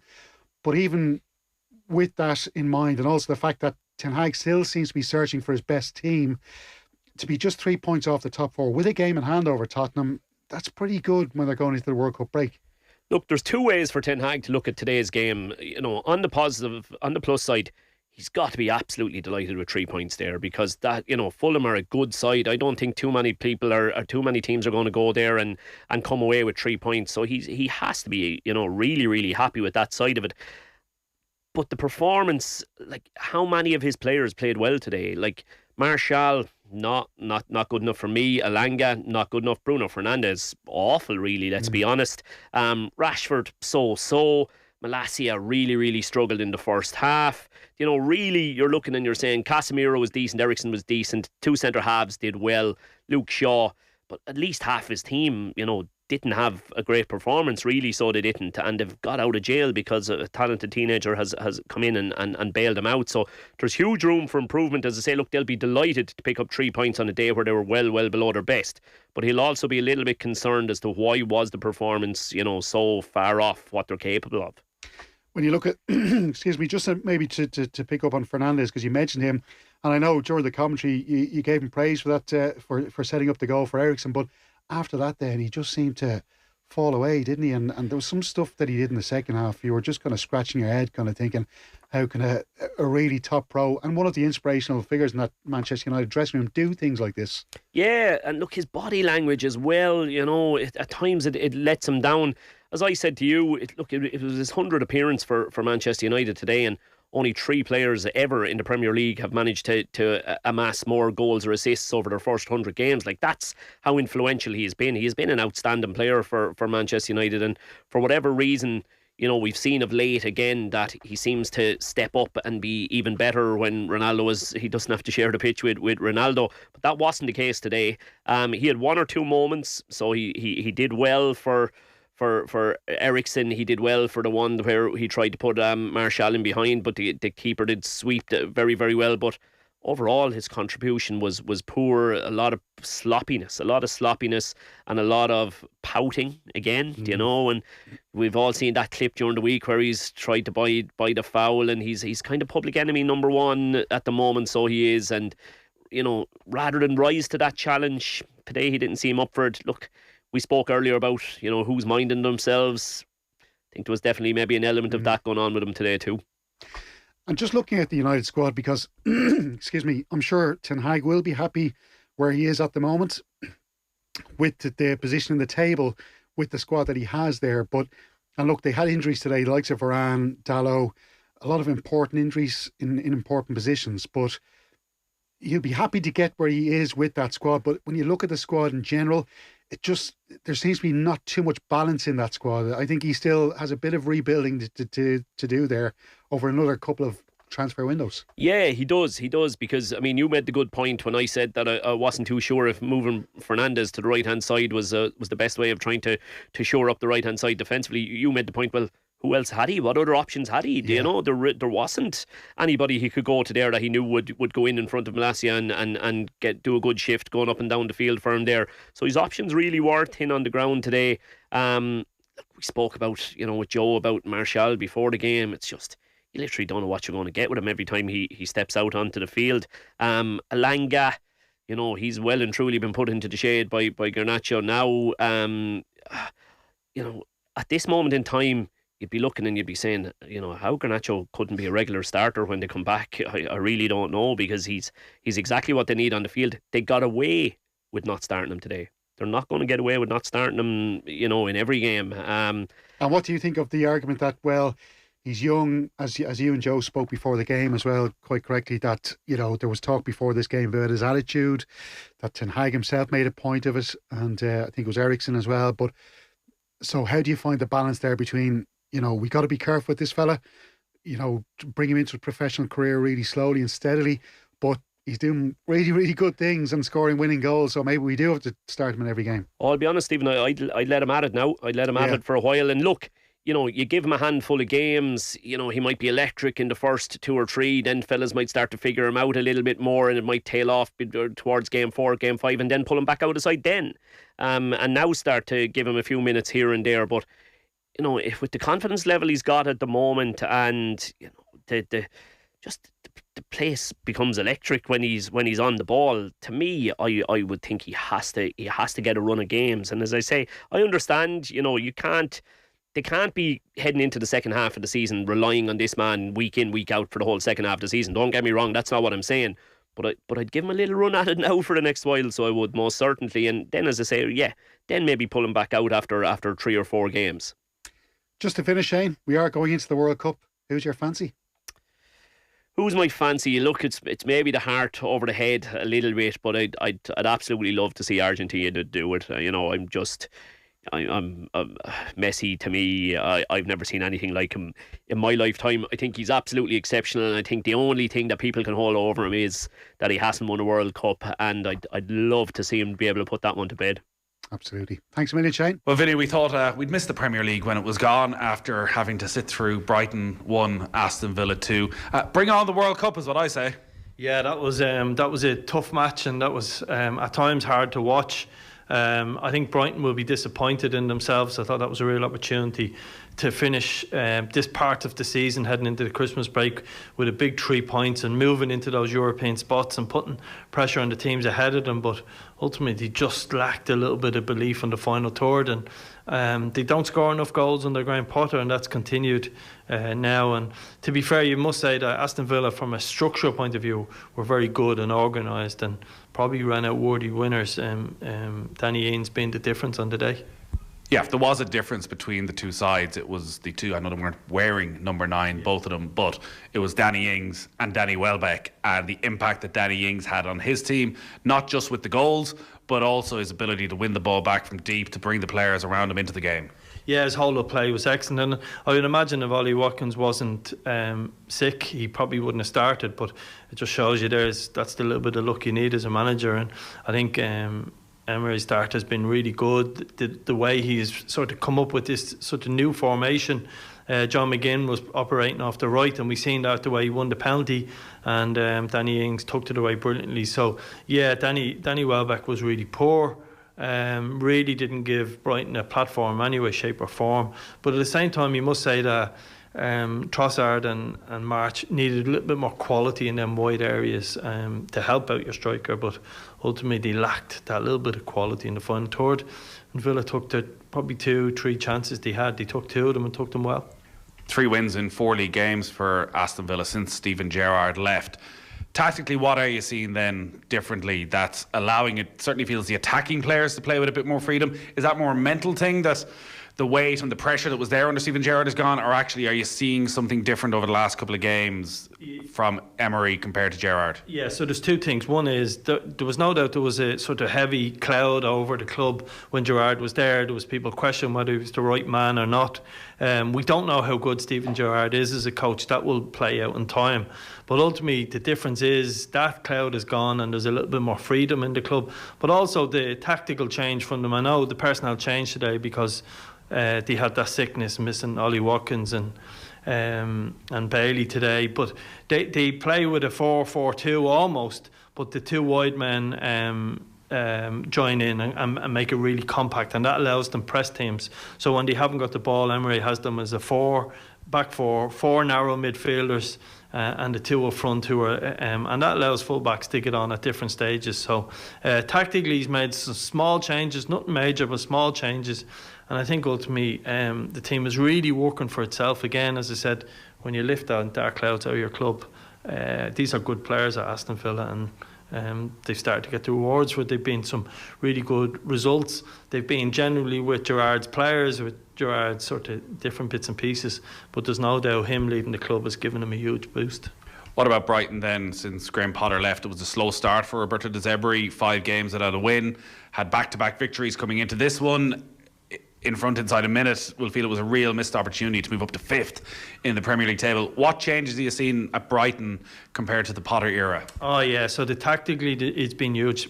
By and large, you would say Potter was a 3 at the back man, so that has changed completely. He's gone to he throughout his career in Italy, and at Shakhtar Donetsk he played with a back 4-2-3-1, his preferred style, and we've seen him do that. So again, when you think of March and Trossard, brilliant players, they play really narrow to allow the fullbacks on and get on and sort of get forward. Gross being the right back today, and it just didn't work for them. But there's been small but seismic. What's that word I'm looking for? systemic or system changes to the system. There's been some huge changes to the system, but they've been small and different bits and pieces because it's ultimately with the same personnel, I suppose, is the point. And but there's been a real change to them. That sort of 4-2-3-1 shape. But it looks like Brighton are crying out for a centre forward. They have been under Graham Potter and they still are under this new coach. And but there's been a lot to be impressed about them. But the big challenge comes when you play like Aston Villa home on a Sunday. Them 3 points are the ones will get you over the line when it comes to a European spot that I think might be up for grabs this year. It's a strange season, and they'll be disappointed. They've got to now spend the next 4 to 6 weeks, with that last result on the brain. So, but I'm probably somewhere on the fence with this new coach. I think he's had some really good results, but a couple of them have been disappointing, and today was really poor in their performance. Crying out for a centre forward. They had one sitting on the bench, 18-year-old Evan Ferguson, who's going to be flying back to Dublin, I presume, tonight or tomorrow morning to link up with the Irish senior squad for the first time ahead of the games against Norway and Malta, so he may well make his debut in one of those games. You know him probably since he was a very young kid. What is it about him that Stephen Kenny has seen to bring him in when he's had little or no first team game time that he feels he's ready for an international senior setup? Yeah, I think it's important that we help these players progress. I think he's progressed through the ranks. It's funny, he never got, say, the plaudits under 14 international 15 because he was always moving up grades above his age level. There was a huge sort of furore around the time he played for Bohs and made his debut. Lots of rubbish talk, I would say, about different bits and pieces around that, but he's remained level-headed, and his family are really level-headed people, and what he's done is he's progressed, as I said, into this Brighton setup. He's in around the first team, trains with them every day, and to be fair, they've taken real care of Evan, and he's just signed OTB AM with Gillette in association with Movember. Effortless shave, magnificent modes.